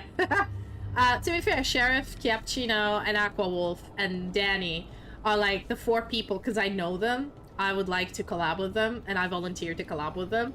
And it's mostly, honestly, it's all 100% because Sheriff actually messages me and, like, hey, are you free for a collab? And I'll be like, yes. Only Overcooked is when I'm like, Sheriff, you and Kia are free, and Aqua to play again for some Overcooked, and then they agree and we go, you know? I'm a bit shy about that. I think Sheriff is the one that, you know, tends to be on the aggressive side. Which is good. I am always up for stuff, I just need somebody to invite me. I think this stems from deeper psychological issues of abandonment and the idea that I'm quite annoying and I don't, you know, any friend group I try to join, they tend to... Oh, tarot cards! Oh, wait, it didn't work? Why did... Oh, shit. Yeah, I think it's because my VTube studio is... Hold up. Nope. There we go. I'll read you a tarot card. So, I have 2 options. You gotta pick between. You got Game of Thrones tarot cards or Critical Role Oracle tarot cards. Which one do you want? Pick one. I have 2 tarot card decks now. But yeah, as I was saying before, my inability to initiate invites is unfortunately stemming from the childhood idea that I'm an annoying friend. Critical Role, cool. So the Game of Thrones ones is a full deck. I'll show you here. Hold up. Is a full deck. And it's like traditional tarot. While Critical Role is an oracle set, so there's only like 12 cards or something. Yeah. Critical Role 1. Okay, Critical Role. Let's go. But yeah, So as a kid, I always like kept going to different countries. I think you know this is why I speak many languages. My parents kept moving me between Russia and Jordan, and that was a very big cultural shock for me. And obviously I moved away from all my friends across the world, had to make new ones, and I didn't want to be annoying. And so this whole, like, if people contact you and want to hang out with you, always be available, but never be that person that invites people, because that's being annoying. If people want to hang out with you, they'll ask you. That's how... Yeah, that's kind of how I've lived my life. And so I feel like now I'm a little bit more open and I invite people to do stuff, but only people I know don't hate me. Like, people who I've hung out with before and who explicitly told me, if you want to do stuff, invite us. I'm like, great. But inviting people I don't know to do stuff is still very hard for me. I need them to invite me first, and then I can invite them back. You know, it's like they have to take the first step. Because I know I can be quite a lot. I'm a very big talker. I can sometimes accidentally interrupt people. I've got pretty hard ADHD. I can be a lot. As I say, I'm a lot of elf. I'm whole lot of person. And some people find it irritating. Some people find it overwhelming. Some people find me too much, like I dominate the conversation. And so if they don't want to hang out with me, I want to give them the option of not like being there all the time in their face. And if they want to hang out with me, all they have to do is invite me. I'm always there. I will entertain. I will come and do it. Aw, thank you. I'm really trying to like get better at it. It's something I want to work on, because I was a super social kid until the whole moving stuff made me very lacking in self-confidence. I mean, it's not that bad. I'm fine meeting new people in conferences, in new parties. I'm the person who gets to know every new person there. Like, I love that shit. I love meeting new people. But I have to be, you know what I mean? I have to be invited to a party by somebody I know. I won't just show up to a party. Or start my own party and invite people I don't know. Right? I won't never do that. But if somebody invites me to a party and they have other people there who I don't know, I'll ask the host, like, hey, can you introduce me? And I'm more than happy to meet new people. And anybody invites me to any event and, you know, the party gets a little bit stale and there's not much going on, I will entertain. I'll do shit. Oh yeah, in a party, I would see you standing alone and I would come up to you, or when I get a drink, and really casually chat. And if you don't interact, I'll just nod, smile, and carry on. But if you want to chat, I will, like, just talk to you the whole night. I'll do all the talking, even if you just nod. I'm that person. I'm not like, oh, that person seems to be not interacting with anybody else. Are they shy? Or do they not know how to start a conversation? Let me go help. I'm that. I'm that girl. But obviously, like, I know when I'm not needed. Like, if you come up to somebody and they feel absolutely don't want to talk to you. Exactly. But you know, I'm strange. Like, I think when I'm in person, I'm very friendly. But when it comes to being online or, you know, I'm just not very good. Okay, anyway, sorry. Tarot cards. All right. So, I'm going to be mixing them, and you tell me when to stop. Oh! You have to message me to stop, and I'll pull the first card that's on the top of the deck.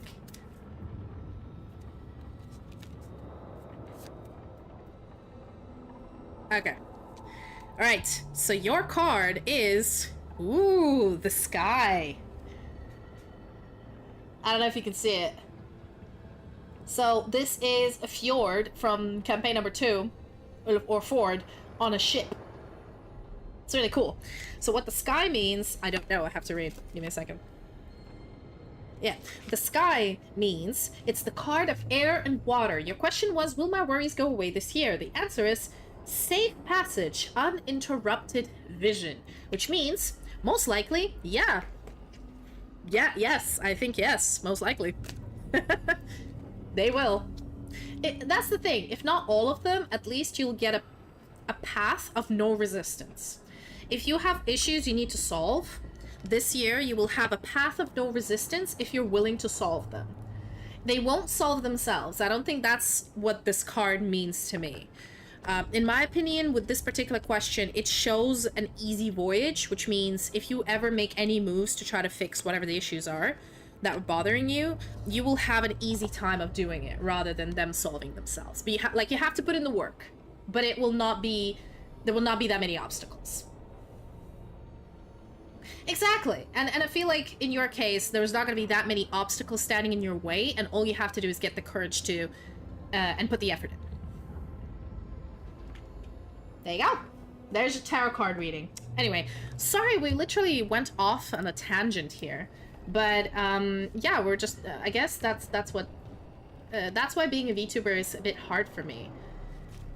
Because a lot of the VTuber scene, you know, of getting... I know a lot of people who debuted after me, and they got so many more followers. They're so much bigger than I am. They have so much more active Discord. This is how I see if a VTuber is popular. It's not by how many followers they have, it's how active their Discord is. Like, their Discord is super active. And, like, they started months after me. They got inspired to stream because of me. And I'm super happy for them. But obviously... they know the system. They're very good at tweeting. They're very good at, like, making collabs. Oh, no, I'm enjoying this shit. And you know what? This year I gave to myself, like, stop chasing. Stop trying to grow. Just chill.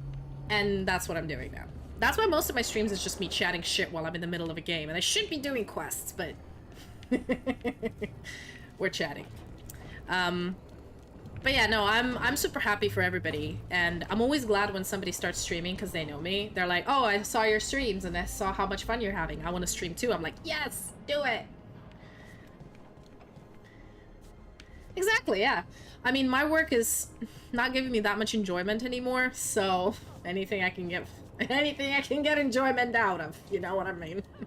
All right, let's see his final, biggest, baddest, dirty secret of Solas, shall we?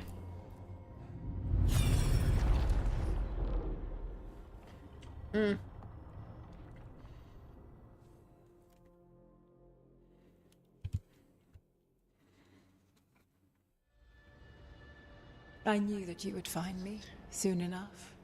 You need the power of a god, the strength that I alone still carry. The blighted Evanuris will soon break free from their prison. I must make a stronger one that can contain them. While the prison is important, it is not the only goal you seek. Why should I not tear down the veil and bring back immortality to all the elven people? They deserve it. The elven people of today do not deserve to see the world they love be torn apart to salve your conscience. I must fix what I have broken. I am sorry. As am I, old friend.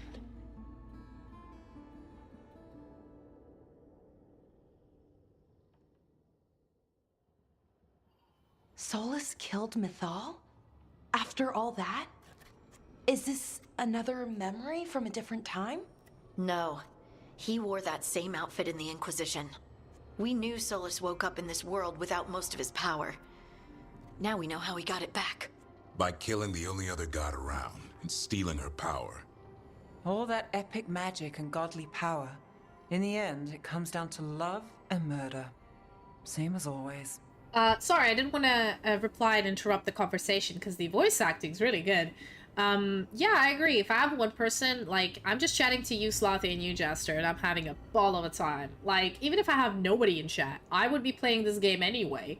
And I would be having these crazy-ass theories and making stupid comments out loud. Anyway, my boyfriend knows this, and he's like, you're so loud when you game, even when you're on your own. Like, I was playing through Warcraft, like, I was leveling to do the raiding back when it was raid season, and I was going through the main quest, and at some point I went, no, this didn't happen, and my boyfriend comes in like, what did the dog do? I went, no, it's in the game. He's like, why are you fucking talking then? Who are you talking to? I'm like, no one, just myself, you know.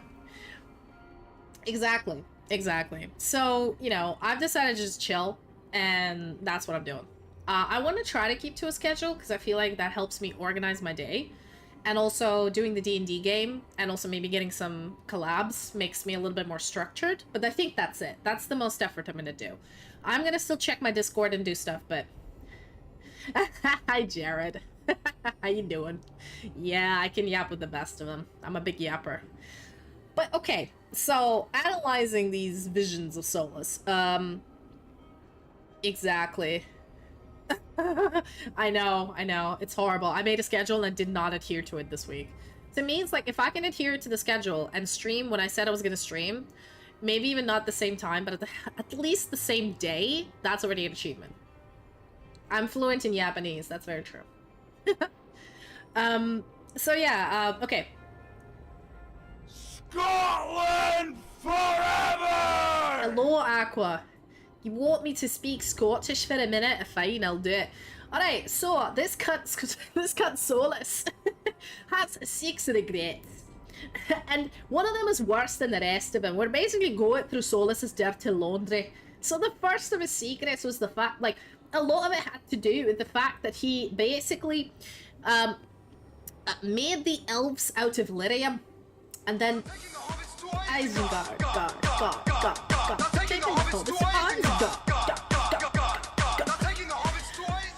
That's very true, Slothy. Honestly, having a work week, it's really hard for me as well. I do not work 12 hours a day. That's a wee bit much. But my hours are not settled. Like, some days, like today, I work 3 hours.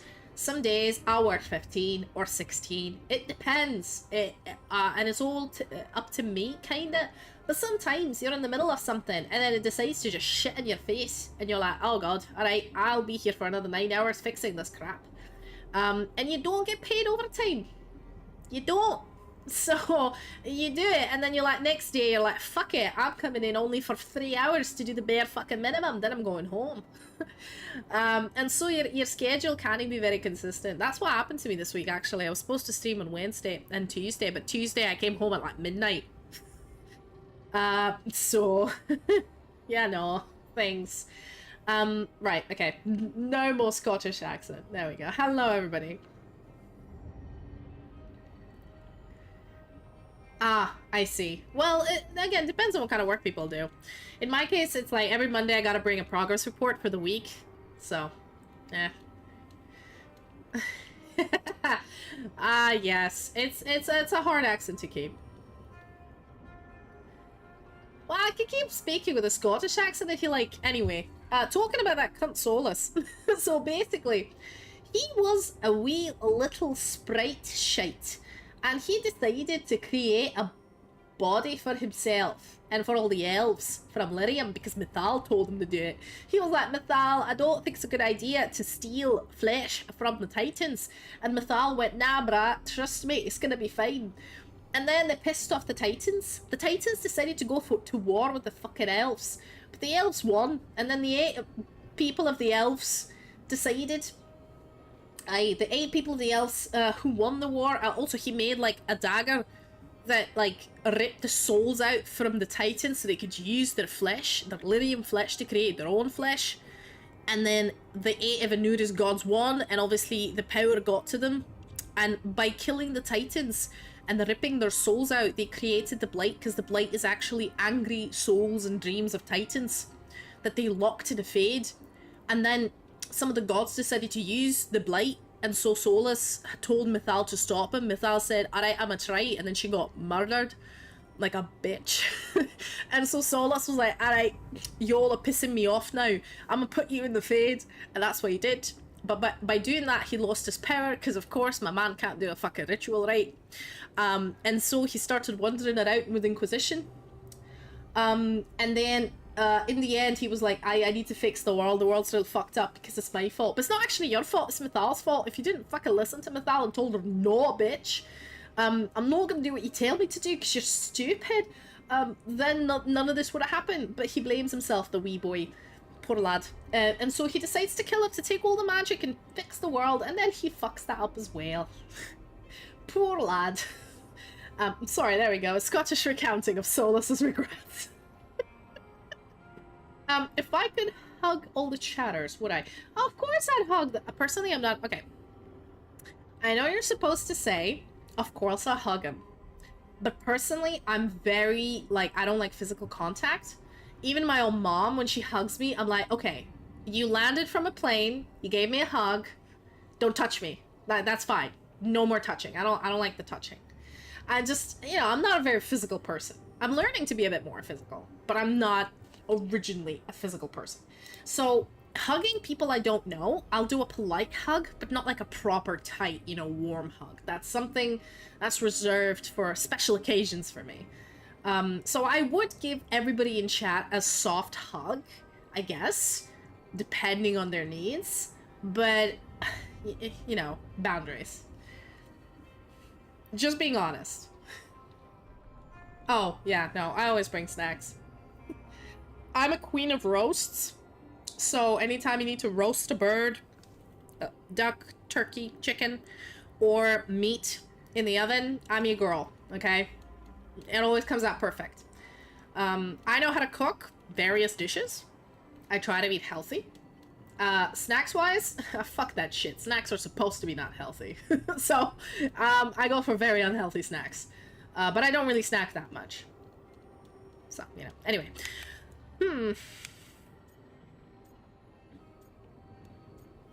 Well, I think he loved and blamed her at the same time. Every big mistake Solas made is tied to Mythal. He sacrificed his life as a spirit to join her. He sacrificed his morals when he created the dagger to stop the Titans. When the other gods struck her down, he destroyed the Elven Empire to avenge her. Then he wakes up in this world, where everything's gone but his mistakes. And there she is, alive.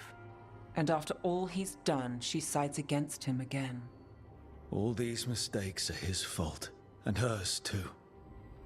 If she won't help him fix the world, of course he has to kill her. So, how does everything we know help us now? He's being honest about fighting the Blight. Whatever happens, he won't risk letting it back out into the world. Agreed. But he has a plan to escape that prison, and not one we'll like. He turned on Mythal, the one person he was actually loyal to. There's no way he won't turn on us. He's a spirit, or was once.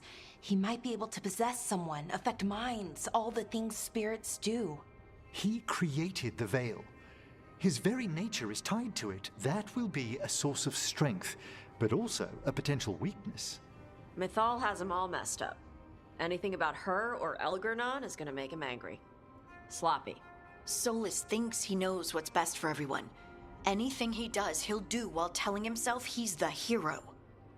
Oh, sorry, I've seen chat. I was just busy with reading, because this is really good analysis of Solas's character. Oh, 9-hour roast? Why not just put it into a cooking bag? You know, that solves you all the problem. You never need to re-moisture it, because it keeps its own moisture. And you just have to watch the timing. I've never had a problem with using a cooking bag. I know it's considered a hack, but you will never have anything dry out, regardless of the size, if you have a big enough cooking bag.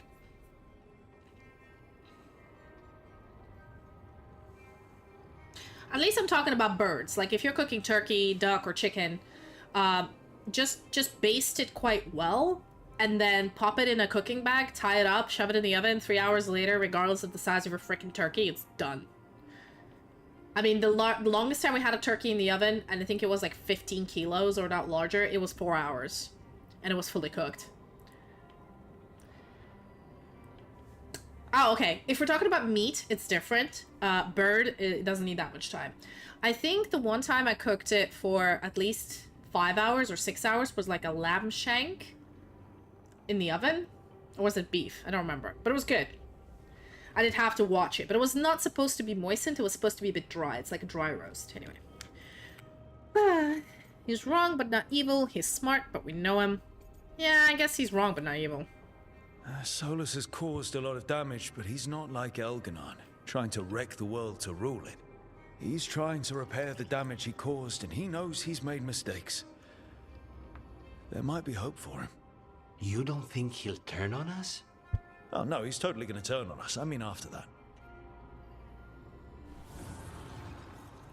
You have witnessed the Protector's tale, Dweller, almost to its end.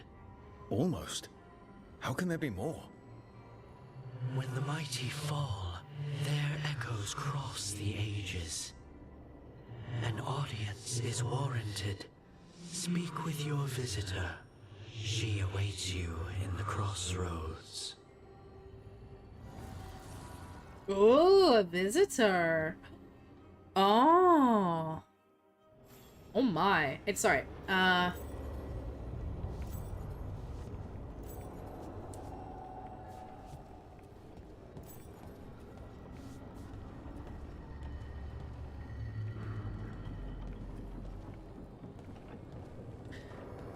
55 degrees, you mean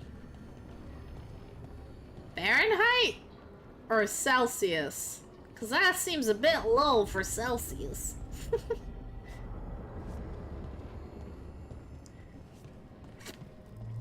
Anyway, juicy storyline we've got.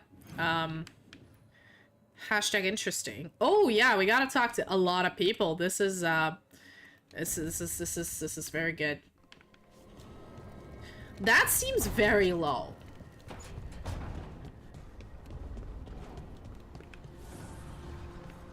That,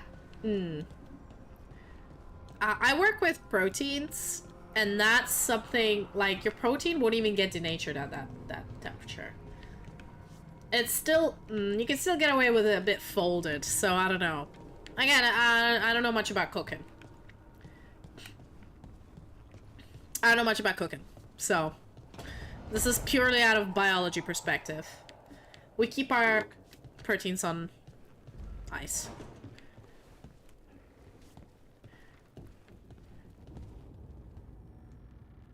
Oh, you're just gonna stare at me? Not gonna talk? Okay.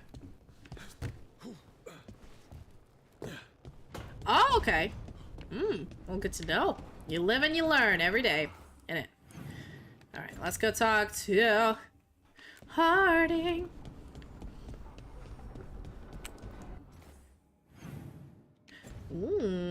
Emmerich can never having a Chaswell. What's up, bae?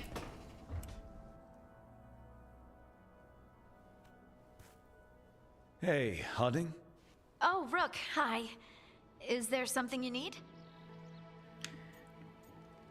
You good? I thought you might want someone to talk to. Oh, Rook. That's sweet. I'm fine. Really.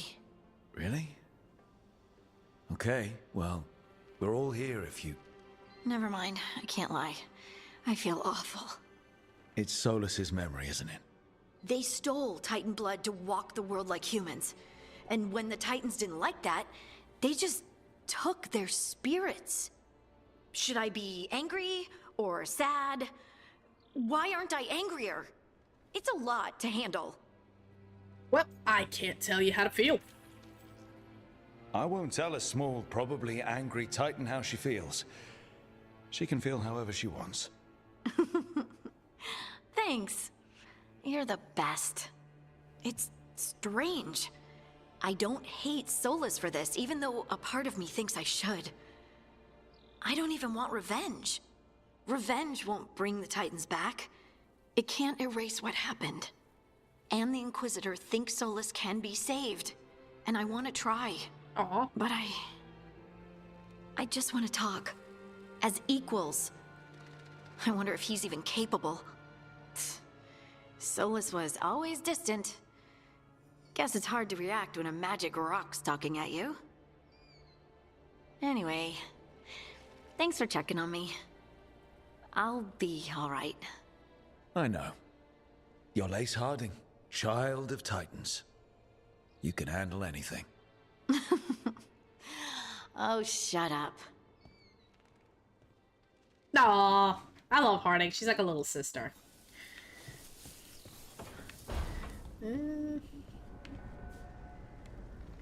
Exactly. She can do whatever she wants and whoever she wants. Not me. So I'm gay.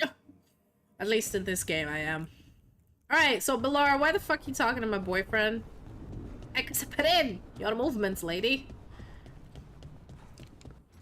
Oh shit. So yeah, our codex is probably bursting with shit. Or maybe not. Guess not. Yo.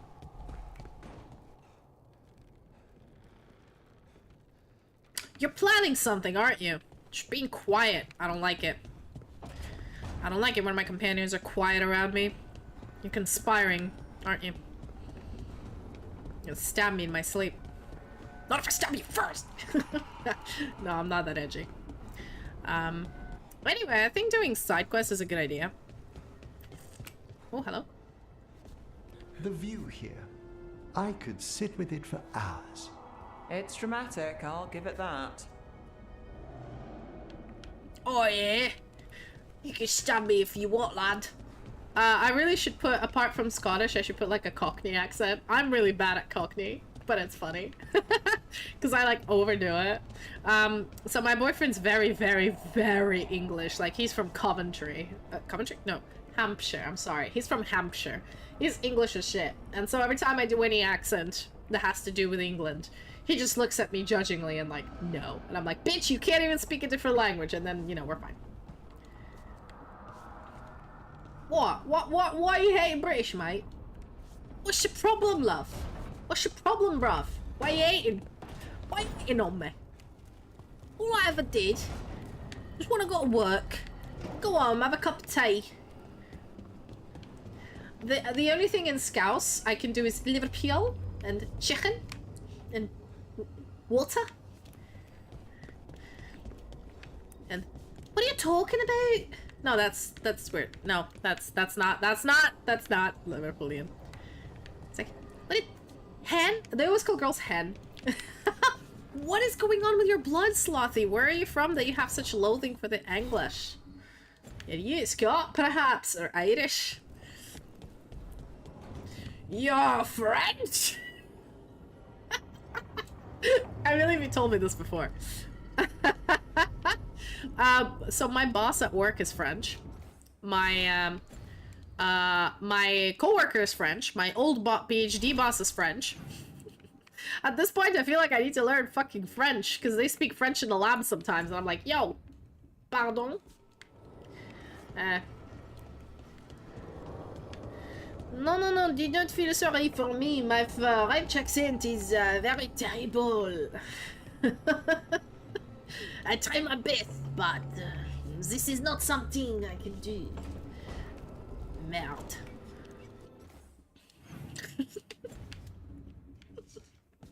Pardon my French. Yes, I am insulting so many people here, and I'm sorry in advance. You know, I feel like if you say sorry in advance and you don't do it because of, like, racist things, it's just... Practicing accents is a good thing, I feel like, especially if you're, like, a voice actor or a DM. You're never gonna get it right if you're not from there, but... Alright, I gotta meet Morrigan.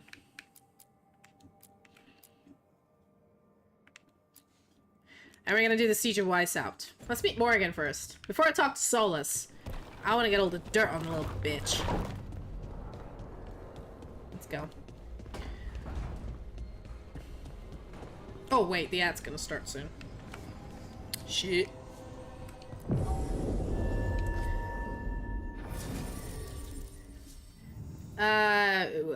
What's your jetty accent? Tell me. I'd like to know. Okay, Belara, 4. Davrin, 5. Oh my. Emmerich, 5. Harding, 5. Oh, nice. Lucati, 6. 5, 4. Okay. It's gonna be Belara and Tash, won't it? Danish? You're Danish, Jester?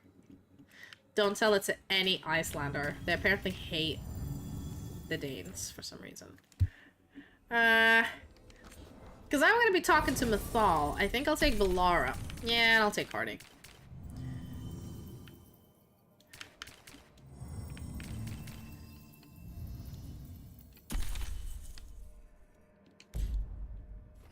Alright, girlies.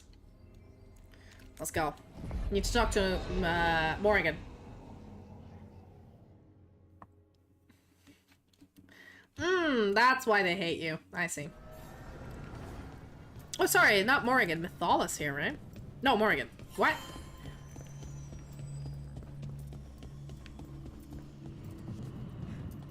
Hey, Well Hotster. met, Rock. How you doing? How did you get here? I did tell you I had my ways through Illuvians when I introduced you to the Inquisitor, did I not? The Illuvians in general, yes, but not the Dread Wolf's crossroads. I would think you have more pressing questions at the moment. Questions about Solas and Mythal? Mythal? The two gods have always been linked, have they not? First, when Mythal bade her companion spirit to abandon the Fade and take on mortal form.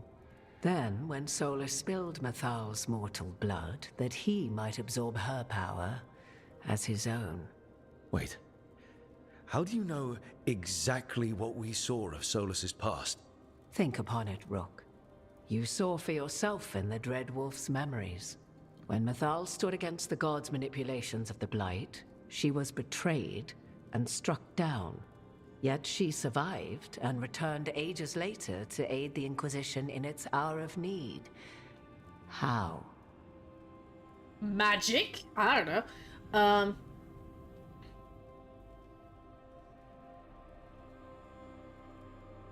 Oh, wow, guys, there's Inquisition music playing in the background. Anyway, it's ad time, so I'll be right back. Enjoy the Inquisition music.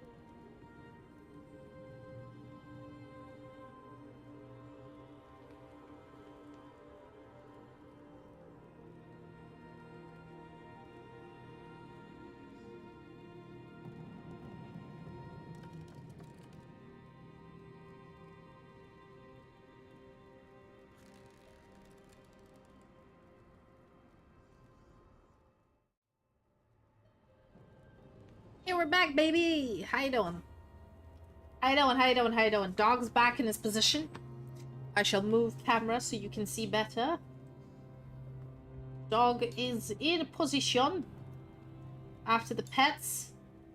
Pregnancy ads, I guess. Maybe Twitch is trying to give you a hint. Also, the lighting is sexy, so I should have taken a picture, but I'll do it now because, oh my god. Yes, queen.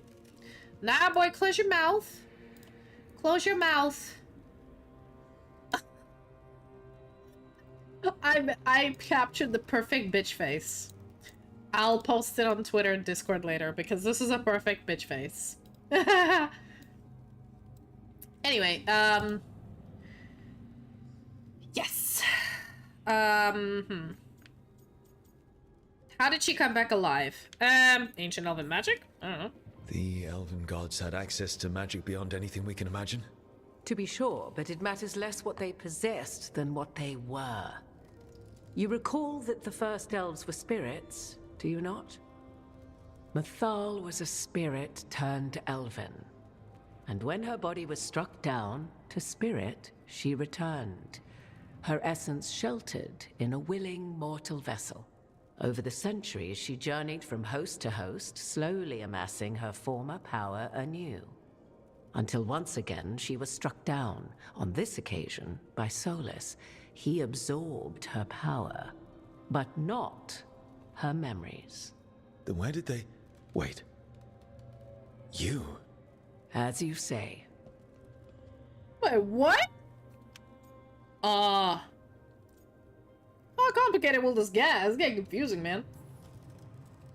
Assuming you are who you say you are, how much is a fourth elven god going to complicate things? Only as much as you may allow.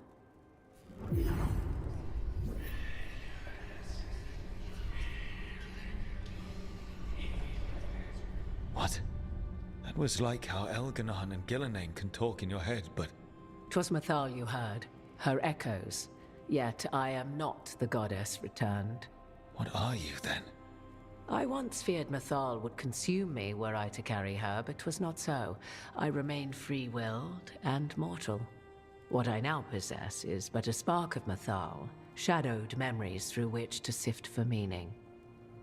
As to our admixture, I suspect you have questions?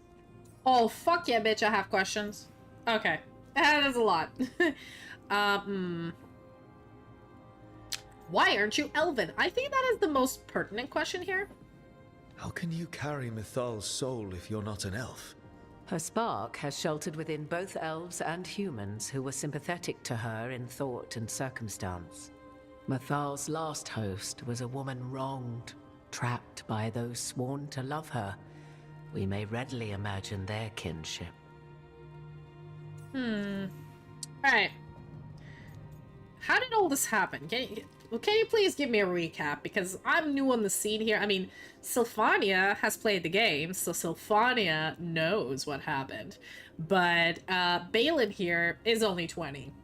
My boy here was but a fetus when Origins happened, so... So, there's the soul of an elven god inside you. How does that even happen? Mythal's last host was my mother, Flemeth. Oh. When I learned she intended me to become the next receptacle of an ancient god's soul, I feared naught would be left of my own. It inevitably came to pass on a deep night. I was awakened by the presence of a blaze of magic in the shape of a woman who both was and was not my mother. Sounds incredibly weird. This isn't the strangest thing I've heard, but it's close. 'Tis difficult to describe, even now. Mythal's memories were both gift and burden, this blazing woman told me, but I must accept them of my own accord. The decision was paralyzing. What would it mean to become such a host? What would be lost if I refused? In the end, 'twas something in my mother's voice which guided me. What was that? Regret. Not the regret of a god, but of a mother who knew she would never see me again. And so, my mind remains my own.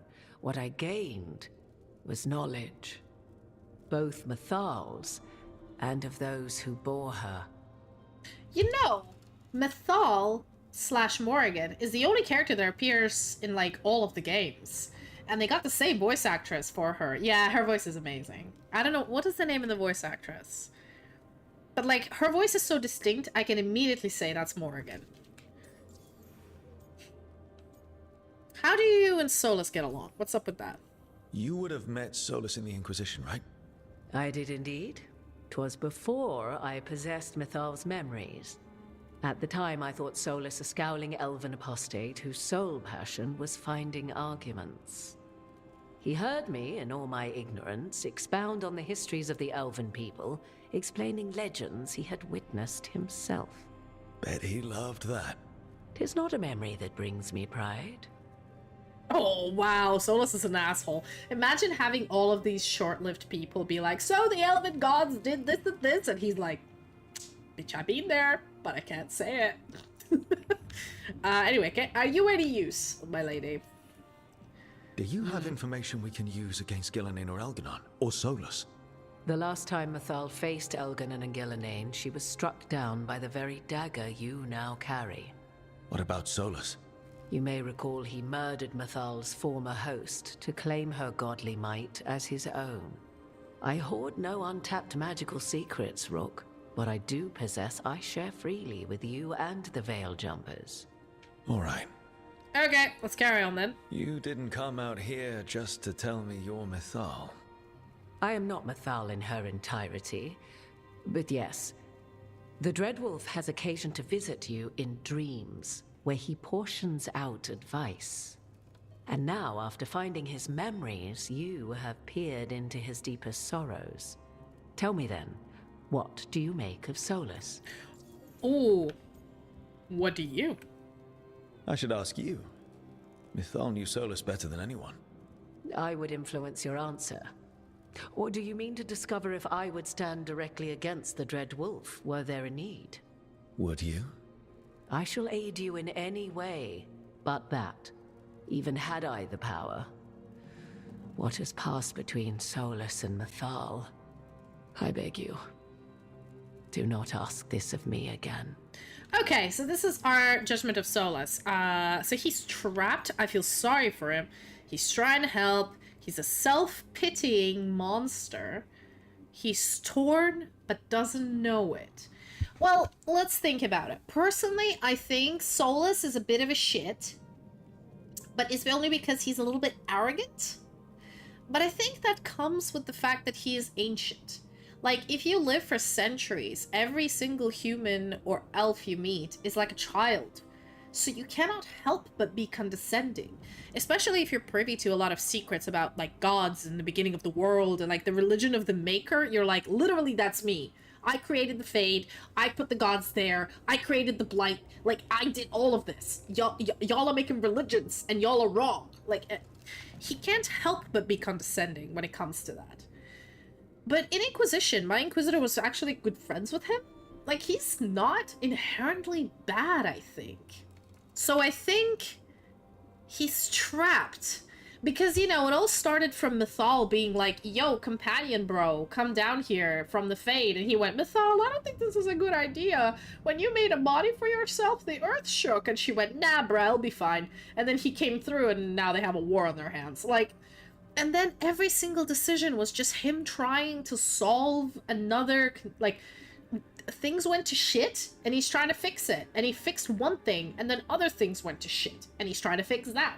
And then it's just a perpetual cycle of him being trapped, which is what I feel is going on.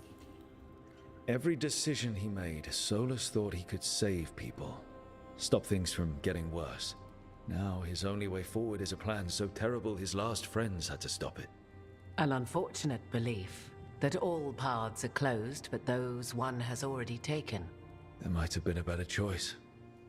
'Tis not malice which made Solas your opponent, but conviction, a belief that only he may halt what he set in motion. Yet Solas was once beloved of Mythal. 'Tis his very loyalty and love for his people that led to the tragedy we now face. you may be in a position to determine how it ends, more so than either of you might realize. Maybe this can end okay. You know, I personally would be like, not alarming at all, because I'm a sassy bitch. But knowing Balin, he'd probably say, maybe we can solve this shit. Maybe there's a way we all get what we want. Do you truly believe such a thing? Well, maybe at least what we deserve. If you would shape the outcome of your battle, I've one last secret to share. Ooh, do tell. When Mythal was struck down by the other gods, it was with her own lyrium dagger, the dagger you now carry. Solas recovered it from Elganon, and from it extracted a fragment of Mythal that had lain hidden within its depths. This fragment, a younger sister to the one I carry, if you will, resides here, in the crossroads. I can open the way for you. Find her, survive the encounter, and the essence you obtain will aid you in times to come. Ooh.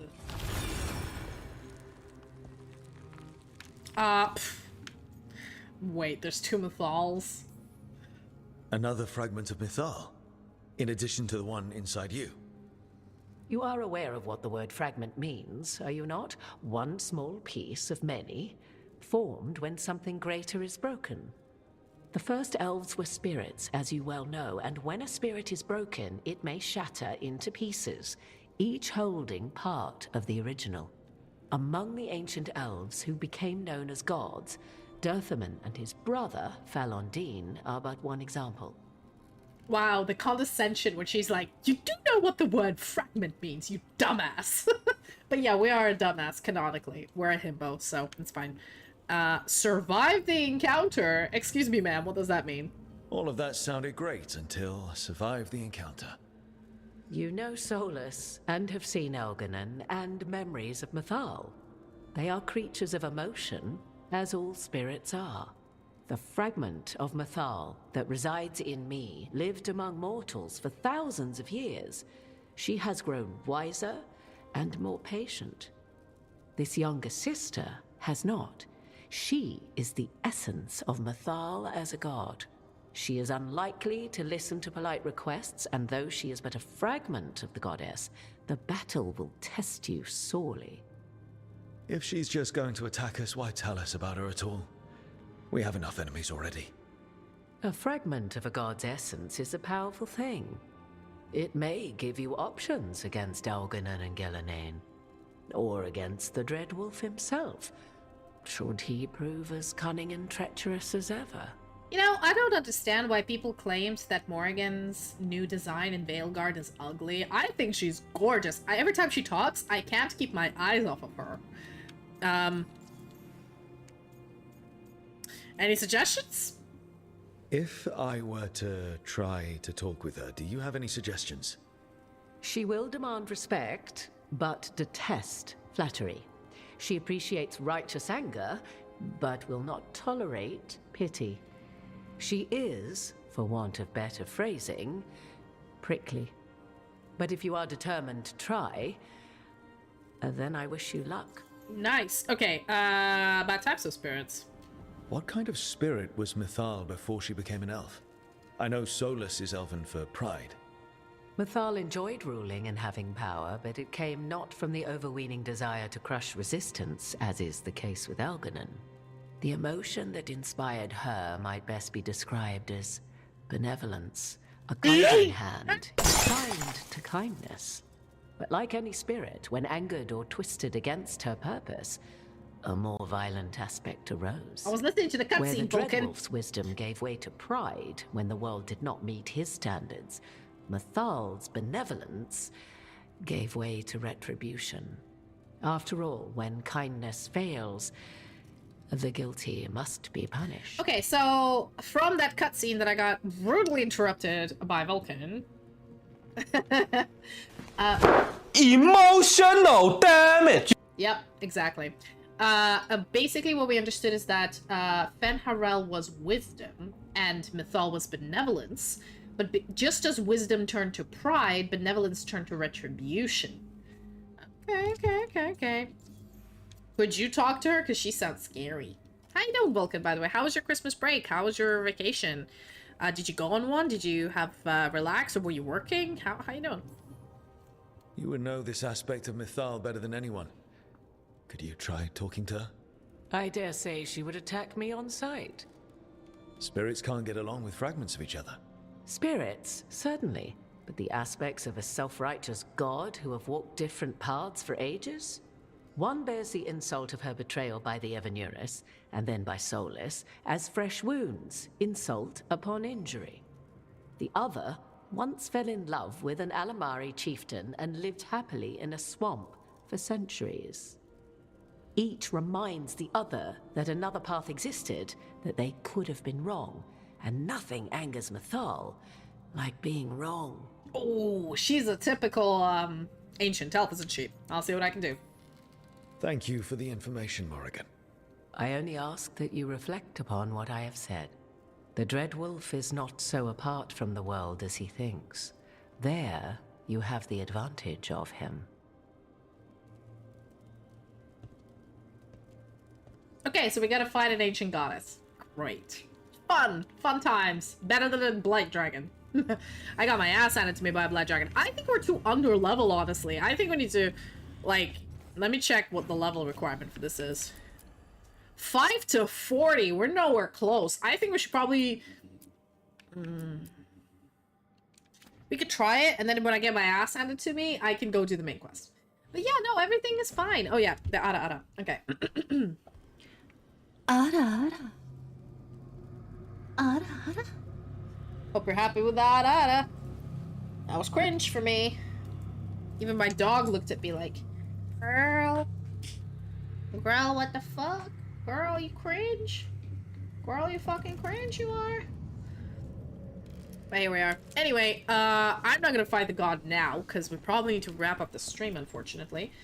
I know, but it, what do you guys think?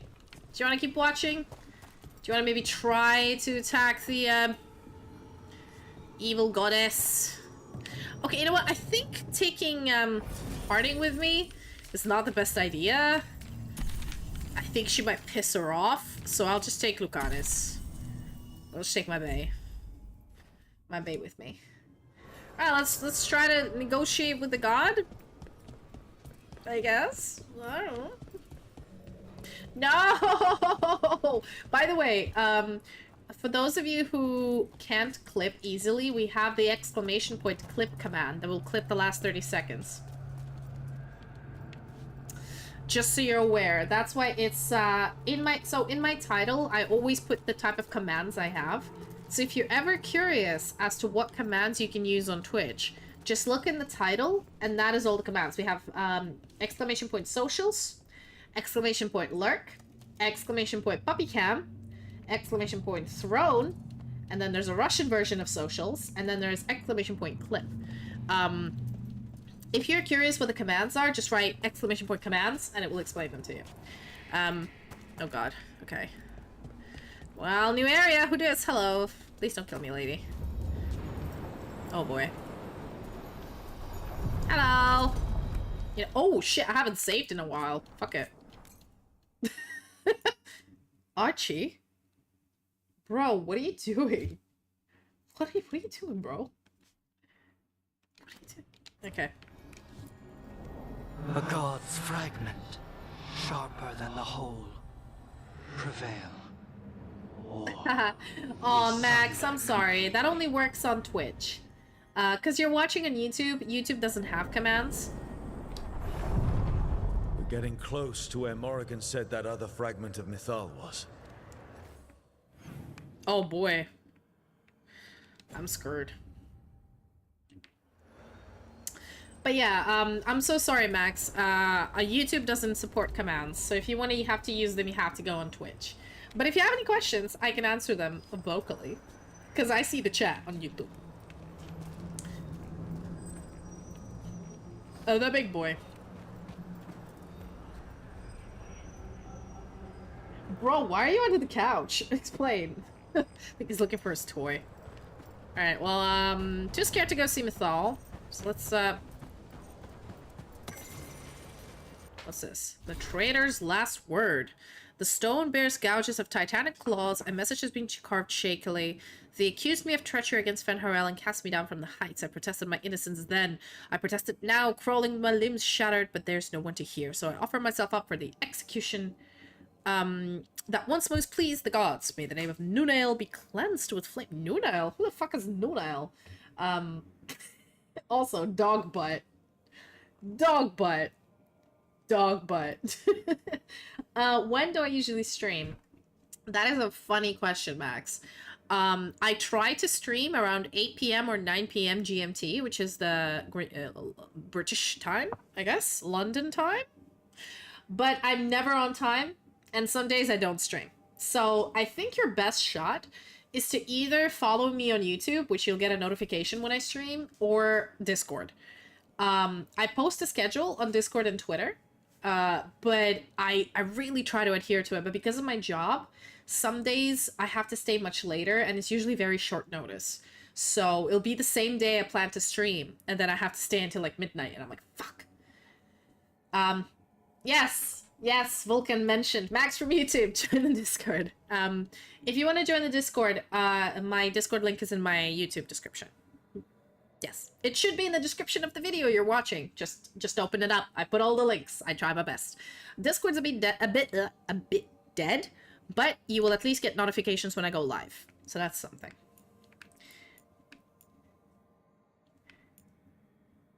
What?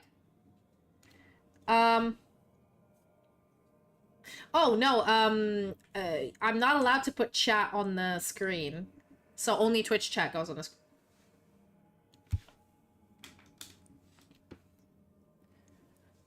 I don't know what the dog is doing. He's being weird. Anyway. Oh, there you go. Pet Archie. Archie! Come here, baby. I want to pet. Come here. Here we go. Here we go. Here's pets. Here's pets. Here's pets. Here's pets. There's all the pets.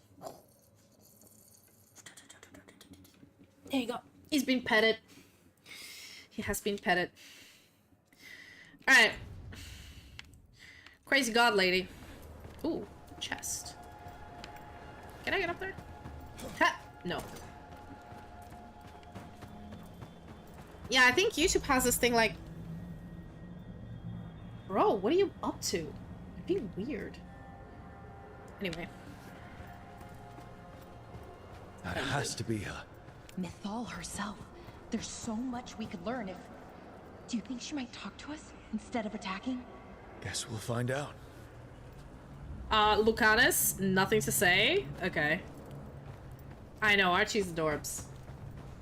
Once he settles down, I'll turn the camera on him. Oh, yeah. You are Rook.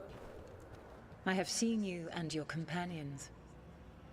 We made ourselves bodies to be like humans, but I never expected to see humans scurrying about in the Dread Wolf's crossroads. And you know who I am? Mythal.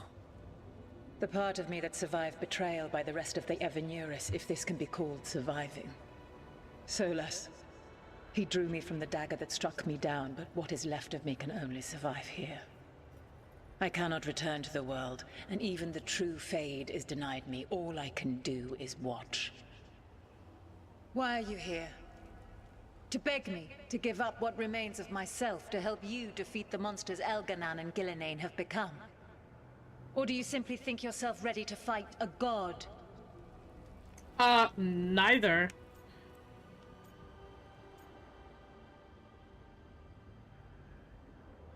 I do want your assistance. I don't want to be an asshole, so... I came here to ask for your help. What? The gods have endangered the world, and... You dare explain to me what they are doing? You are 1,000 years from knowing the proper words. Oh, bitch. We saw Solas's memories. His regrets.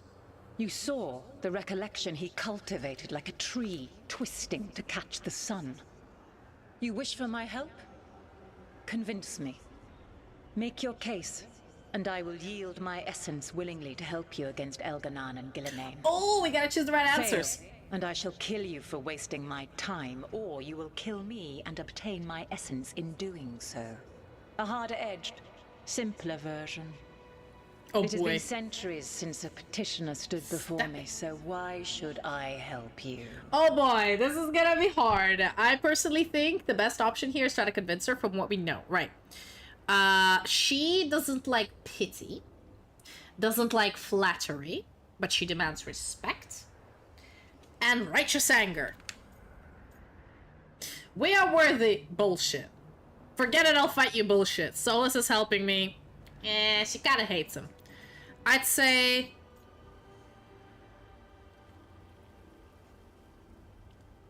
we must stop the blight. That's a fair one. If I don't stop the gods, the whole world will be corrupted by the blight. That is why you must succeed, so tell me why I must help you. We know the truth about the blight. We know it came from the imprisoned dreams of the Titans after you and Solas defeated them. And? The blight is your fault.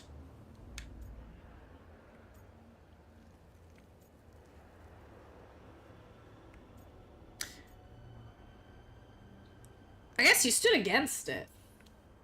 Stopping the blight mattered enough for you to talk with Solas even after he rebelled against you. It mattered enough for you to stand against the other gods. And I was struck down for doing so, betrayed by those I had ruled beside for centuries. You made the difficult choice to protect your home because it was the right thing to do. Help me do the same. Not bad, but not enough. Let us speak of something else. Okay, not bad. That's not a loss. Okay. We must stop the gods. That's true. You can't want Elganon and Gillenane to rule the world. Not after what they did to you. I ruled alongside them for centuries. I bear them no love now, and they were ever flawed, as all rulers are. Yet the world needs rulers. So set the blight aside and tell me why I should help you topple them.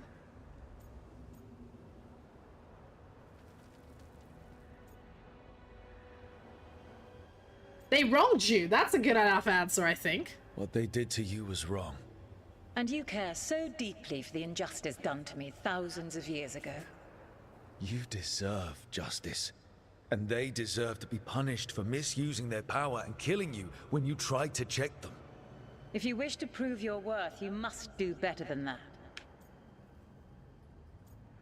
I think we... I'm getting... I think I'm answering the wrong... I think I'm gonna have to fight the god now. Shit. I think we're worthy. I am worthy of your help. That is for me to judge. I am fighting to protect this world. Any petty tyrant can fight those who come to their land and claim to be protecting their people. I have seen rulers, human as you are, the mages of Tevinter, following in the Elven Empire's footsteps. They build nothing that does not serve them. Why should I believe you are any better? What is a protector to you?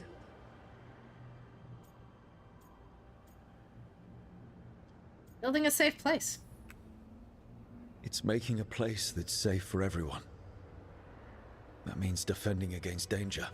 But it also means building a strong community that works together for the common good. And what have you built? Look at my team.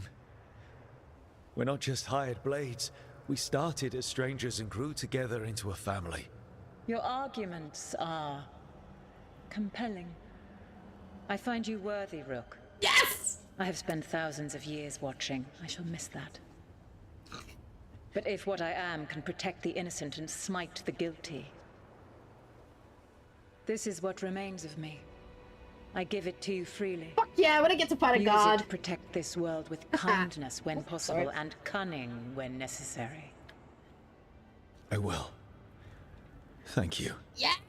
We don't have to I fight a offer god. one further boon. I cannot enter the physical world or the pure Fade, but in this place, I still carry some power. Evil has intruded here. The Blight, seeded by Elganon and Gillenane. Find it, and when you meet your greatest challenge, I will fly one last time.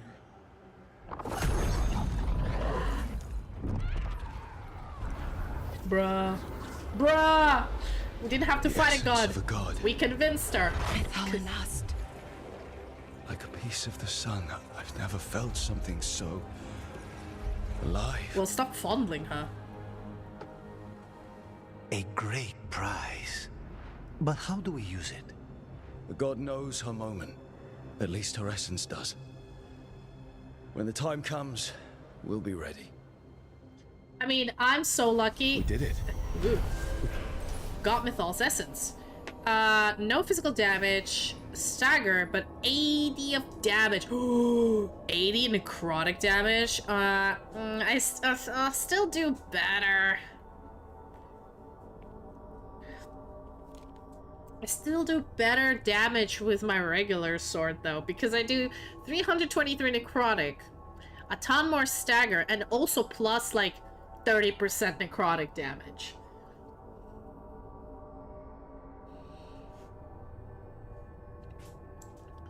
It's not the best. It looks cool, but it's not the best sword. Got Wait, Mythal's essence. I have a necrotic build, And we by the way. didn't even have to fight her. I know, right? Not sure what we do with it just yet, but if Morrigan's telling the truth, it'll come in handy at some point. So fighting her would be probably fighting a dragon, which is why we have this whole, like, big place for us to do it. Archie, what are you up to, you little demon? But anyway, you would blame the Germans for the Blight. I agree. But the whole point of here, I was shitting myself. That's why I saved, because I was like, I'm gonna have to convince a god, an angry, haughty, prickly god, that I'm worthy. And at some point I thought, fuck it, I've lost my points. But, you know, I went for it, and you know what? My dude has convinced her, and we don't have to fight a dragon.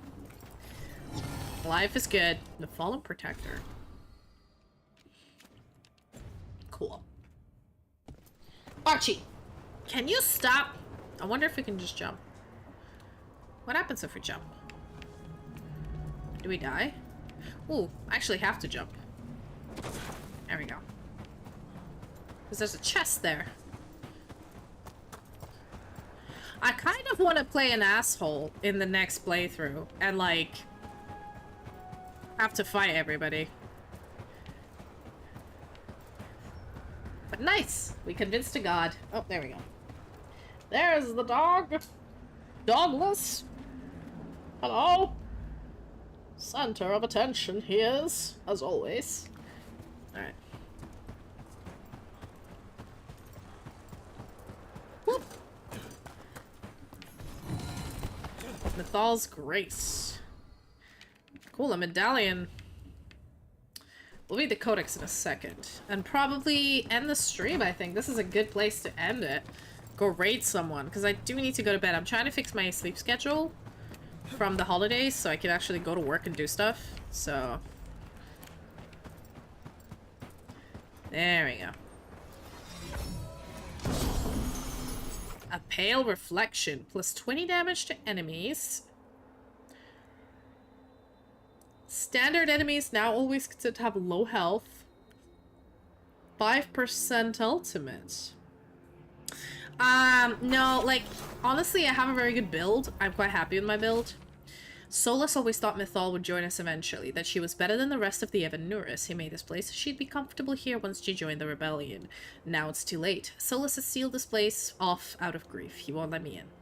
I'm sorry, my friend. There was something left for the war to take from me after all. Felasan. Honestly, I think Felasan had a bit of a crush on our bro, Solas, but, you know. Solas was still obsessed with Mythal, which was a think abusive relationship.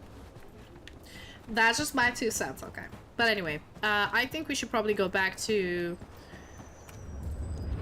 the home we're at. There we go, elven people. Fragments of Mythal. Seer Rowan of the Lords of Fortune to Emmerich and Bellara. It's fascinating to hear of your group's encounter with a fragment of Mythal. If the elven gods are indeed spirits who manifested, they were complex enough to hold a variety of impulses and emotions. When Mythal was killed, each fragment might represent one part of her personality. Yes, when I asked the Dalish about Flemeth, she carried Mythal before Morrigan did. I learned that among the Dalish clan she was known as Ashabelinar, respected as a mage even though she was human. It sounds like even though she wasn't trying to rule anymore, she still wanted to help, or meddle. Mythal and Flemeth both like to meddle. Emmerich, indeed, it raises the question of whether the fragment of Mythal that Morgan carries was more naturally tied to guidance and wisdom than the more impetuous spirit we met in the crossroads. They may be different facets of Mythal's personality, the mentor as opposed to the ruler. The fragments may also have originally been close in personality, deviating over the years. One imagines dog dropped in a weird place.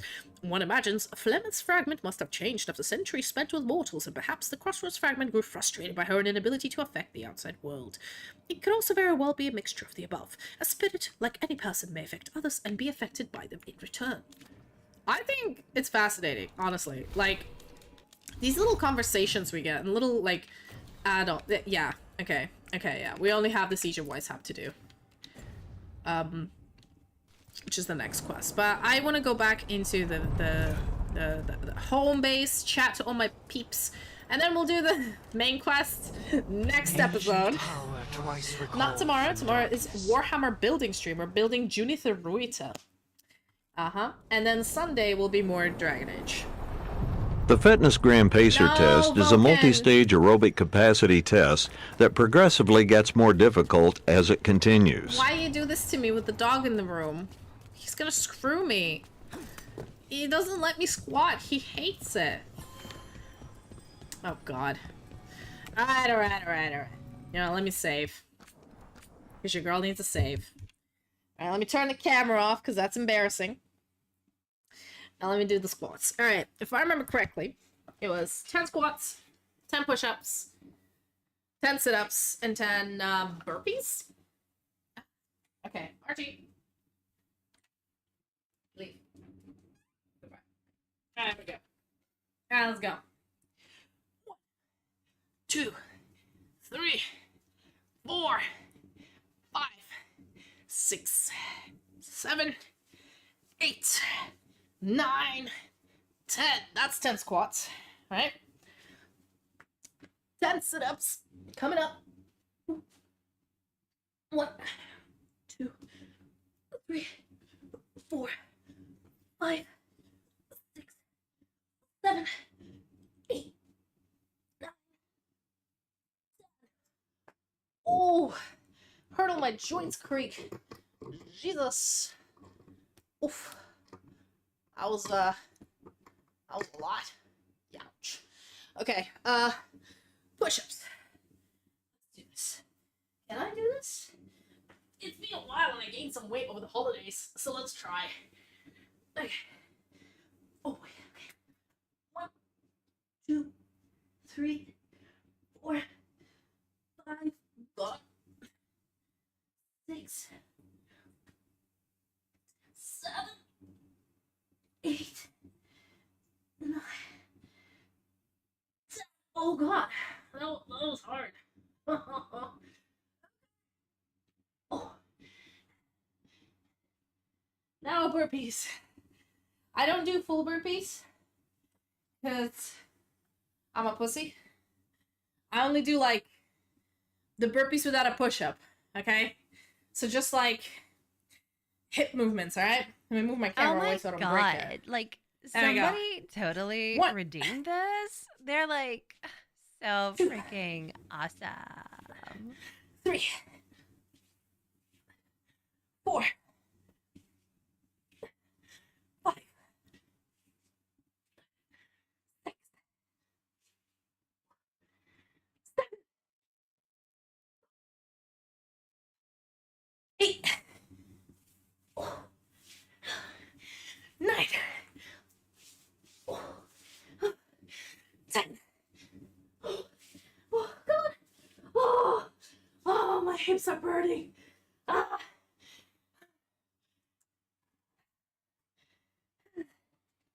Valley girl. You alright? Oh my God. I'm so tired. Emotional damage! I'm so unfit. You can't even imagine. Over Christmas, I did nothing. The last burpee fucking killed me. I was trying...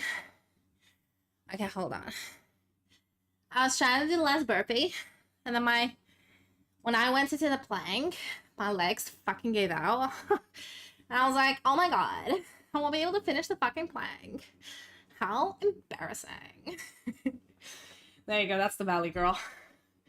Hope you enjoy the accent. Jesus Christ, I'm out of breath. I'm really unfit now. Woof. I'm gonna get the dog back in. He's probably confused. Every time I try to do squats with the dog in the room, he jumps on my ass. So I can't do squats. Or every time I try to do a push-up, he tries to sit on me. So, there's that. Hey, dog. Dog doesn't want to come in. Dog wants to chill with dad. Well, anyway, we're closing the end of the stream. Just gonna go around our place. Hold up. Just gonna chat to people. That's very true, mage. But also, you can't overdo it. Because if you overdo it, you injure your muscles and your ligaments.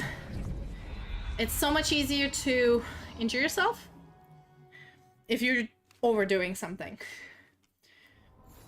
I walk about an hour every day for work.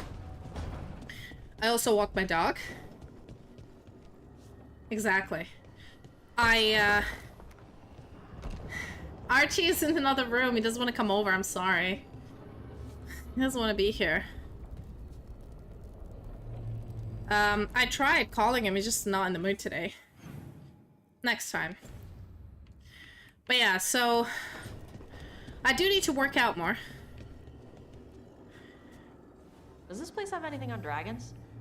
Oh, I think I saw something. Let me help you look. That's cute. Two girls studying history together. Jesus, do you see what I mean? I can't afford to be injured. I gotta be careful. So, the Ranger fitness test is a good sort of midstream or end-stream, hey, bitch, move, get out of the way, you know, kind of thing. But yeah, I probably should start working out. Pleased to be working with you, Scout Harding. Just call me Harding. Should I call you Professor Volkaren? Oh no, Emmerich will do. This doesn't seem a group to insist on formality. I'm surprised some of us still wear pants. Dude, your library is dope as shit. But yeah, we're sort of became besties somehow. Oof.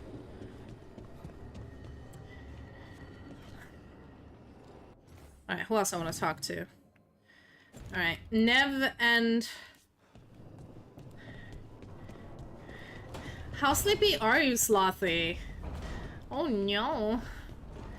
Hope you're not too sleepy. The fires are lit. Alright. They are lit, but they're not upgraded yet. Right, Nev is chatting to Davrin. What are you guys up to? I heard you and Lucanus arguing. Had a difference of opinion. Is that all? Sounded like you were ready to kill each other. If spite starts trouble, it might come to that. A bit early to jump there. We're talking about a demon. Yo, any of you touch my boyfriend, I will stab you. I'm a nice dude until I'm not. I'm watching you.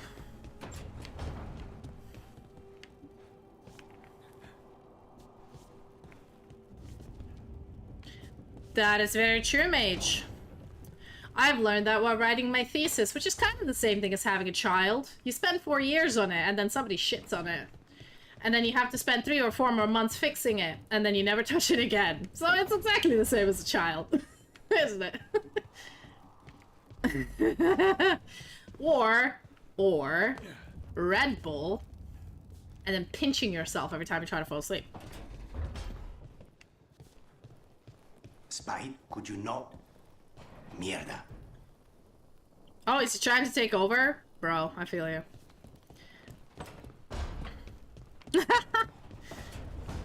Unfortunately, I'd love to only drink Monster Energy because I'm always tired, but the problem is it has too many calories and I'm on a diet. Because I need to lose some weight after Christmas. So no energy drinks for me. They're too high calorie. Only drink water and cranberry juice. Damn, yeah, no, me and my boyfriend kind of chatted about it, and we both are like, we have a dog. That's like having a small child, isn't it? But better, because they're a cute dog. Right? So that's that. That's my 2 cents.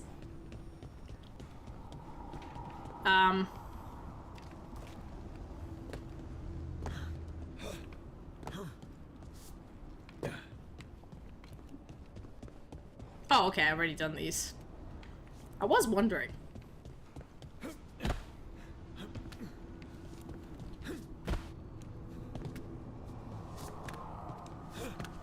Alright, I think this is a good place to stop it. Yeah, I find, like, apart from that, just we can have a quick little chat before let me just save. We can have a quick little chat before we raid someone, because I'm feeling like I want to discuss this topic a little bit. So, personally, my parents, thank you, I'm always happy to oblige. Usually my Dragon Age streams are a little bit dead. Don't know why, maybe not many people watch Dragon Age, but, yeah. Personally, it's a weird thing. My parents, I'm from, both of my family, especially just chatting to you, Mage, because I don't know if you know this, are from very third world country traditional families. So both my mom's family and my dad's family are like, if you're a woman, you must have kids. Like, you have no excuse. The only reason you don't have kids is if you could never get married, but that's your fault. Get married then.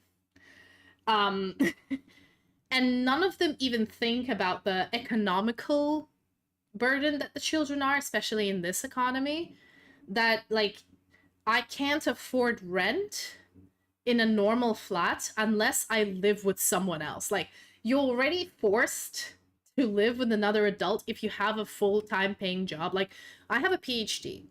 I have a full-time paying professional job in my field, okay? I am benefiting to society, and I still cannot afford to rent a decent place. By decent, I mean, like, a good one-bedroom flat with a kitchen that is not 3-hour commute away from work. I'm asking for the fucking bare minimum, and I can't afford it with a job that I got with a PhD. It's not like a low-paying job that requires low skill. Like, it is a high-skill job, and I still don't get paid enough to do this. So, in this kind of economy, how the fuck am I supposed to afford a child?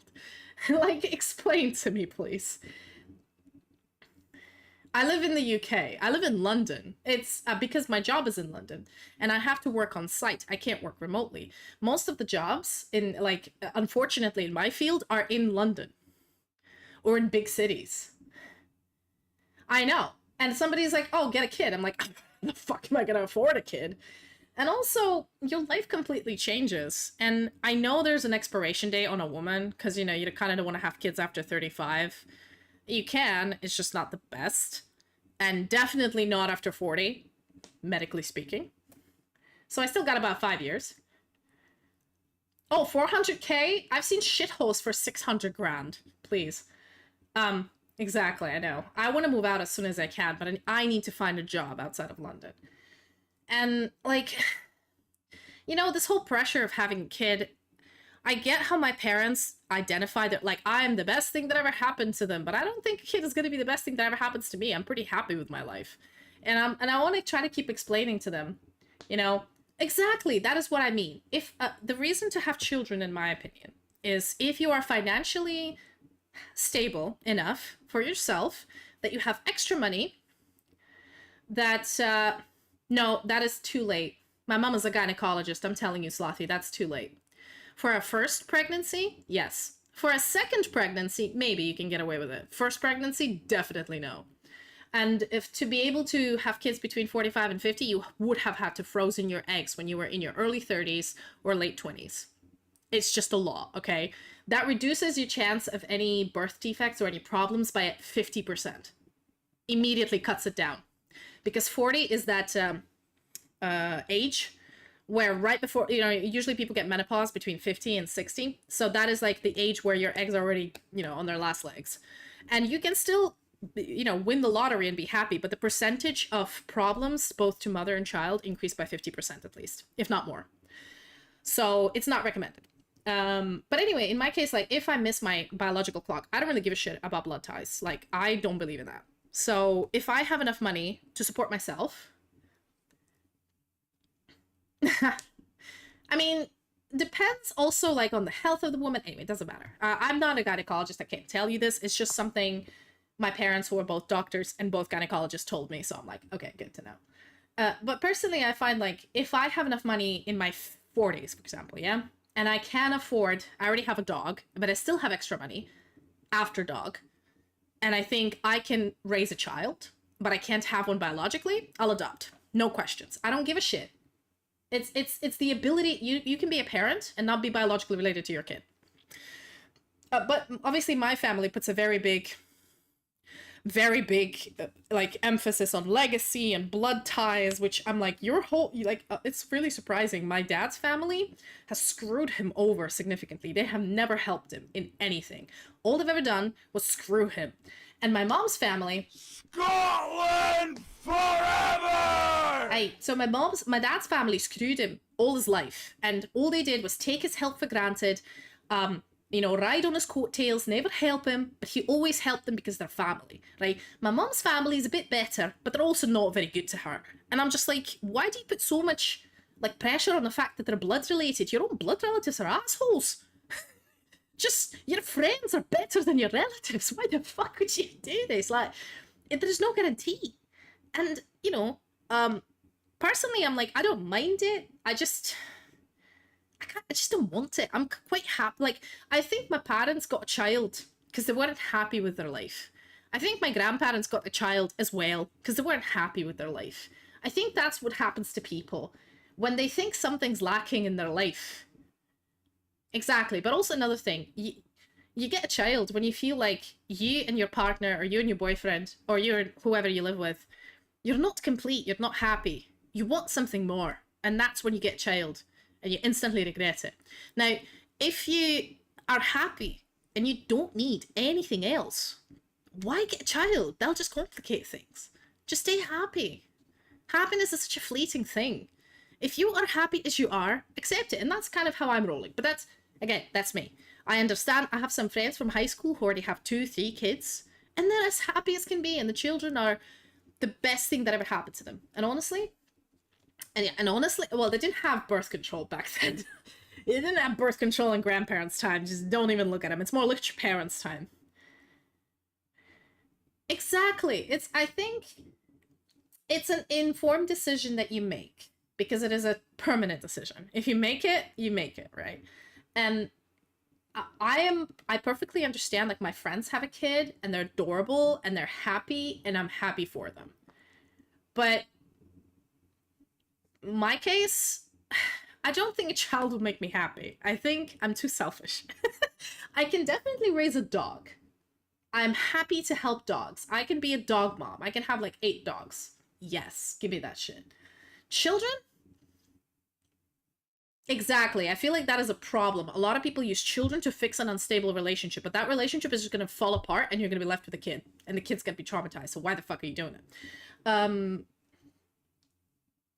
Yeah, but if anybody asks me, like, would you ever have kids? I'd say right person, right time, right place, right state of mind, right preparedness in life. Like, I would only have a kid if I own a house. I would never have a kid when I'm renting, because having lived as a young person in rented housing, I understand how important it is to be raised in a house that you have some sort of stability. Having been moved schools a lot, I'd rather not do that to a child. That's just my choice, right?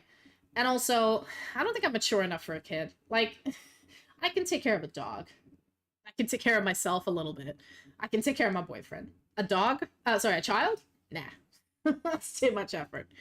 But again, this is me at my almost 30. When maybe when I turn 33, I'll get a child bug and I'll be like, I need to get pregnant now. I don't know.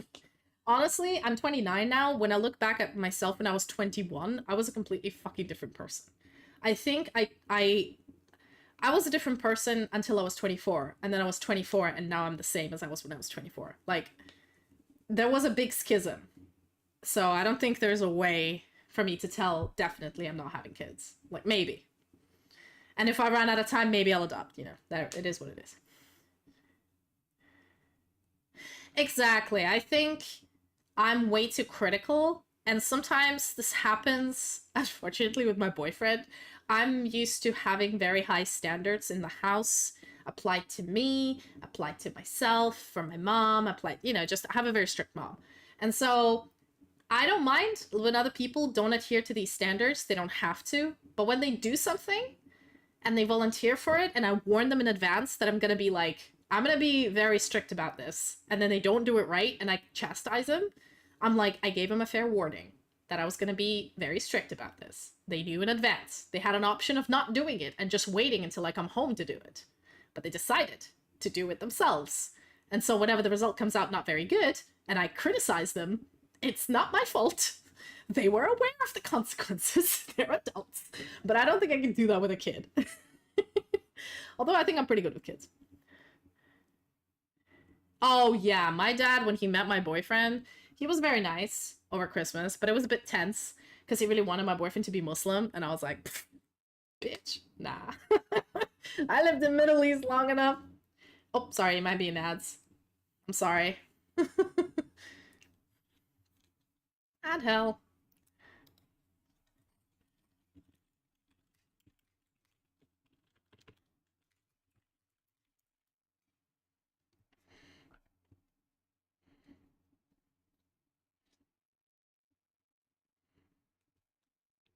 Yeah, I messaged to say I, if there's a hand.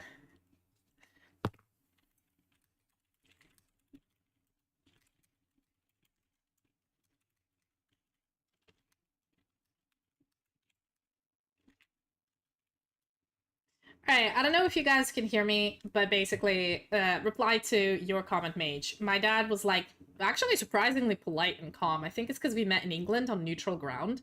If we were in his house, he would have been a different person.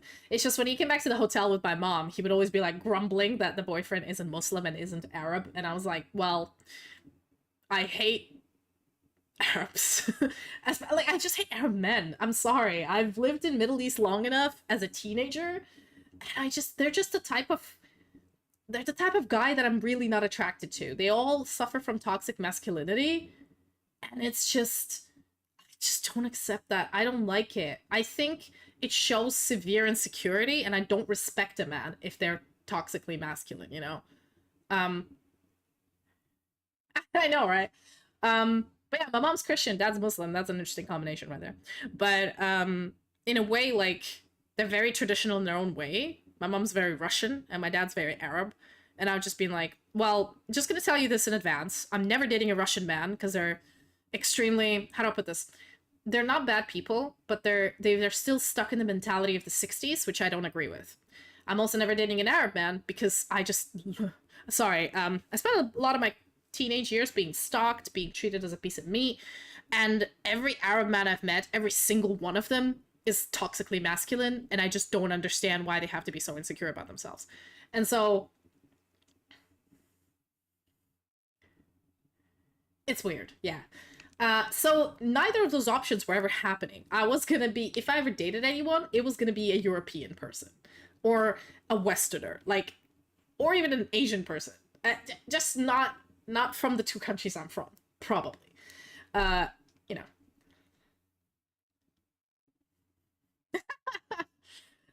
Very true. I mean, the only reason my parents accepted my boyfriend is because he's a boyfriend. Like, I myself am bisexual. Honestly, I'm not gonna say bisexual, I'm saying bi-curious, because I've never had a relationship with a girl, so I'm not gonna say I'm bisexual, but I am attracted to girls, as I am attracted to guys, so I am bi-curious, I guess. But I've only been dating my boyfriend. And I think the only reason my parents even accept him is because he's a guy. Oh, yeah. I'm 29. Same shit. It never goes away. And you know what's really weird? Is that the parents are like, oh, when you become a parent, you will understand. And I'm like, no. No. I disagree. Vehemently. Like, my mom was my age when she had me. Literally, no. She was a bit old. She was younger than me than when she had me. Like, I was already 3 years old at this age when my mom was. And my dad was even older. And I would not do the same thing. Just saying. Like, yeah, that's what I mean. Like, I keep telling my mom, I'm almost a 30-year-old lady. Calm down. And she's like, no. In my eyes, you're still 18. I went, fuck me. That's just not right. Anyway, on that note, that was really fun chat. But I really have to go, guys. Exactly. I think I had the same thing. I mean, during my uni, I had dates with people. I've thought I liked someone, but I made my own decisions. And like the boyfriend I have now, I live with him and I have a dog. I think it's pretty serious. I really like this guy. And I think we can go all the way. And that's why I introduced him to my parents. See, this is the idea of like your child has their own path, has their own mistakes, has their own problems. But eventually when they find that person that they're like, yeah, you know what? I'm pretty sure. They introduce them to you only as, hey, I've picked this person to be with me. I don't care whether you like him or not. It's my decision. I will take your advice, but I will make my own decisions. And that is the attitude I think that's healthy. And on that note, let's rate someone. Do you guys have anybody you know who's streaming at the moment who you'd like to introduce me to? Oh no, that is the basics of like understanding how children are made, how STDs are transferred. Like you need to know this. This is education. This should be told to people even before they date. They should know this. And then, oh, go ahead, gimme. I like meeting new people.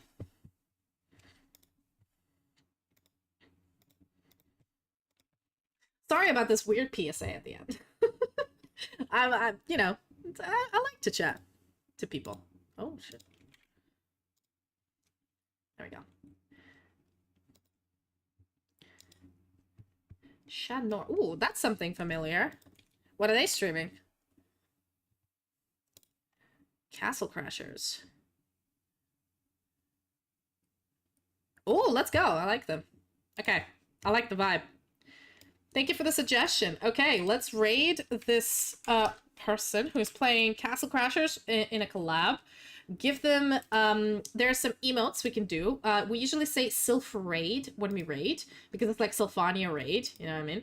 So send the Sylph raid tweets and stuff, give some emotes, and hopefully I'll see you guys tomorrow. Have a wonderful evening and good night.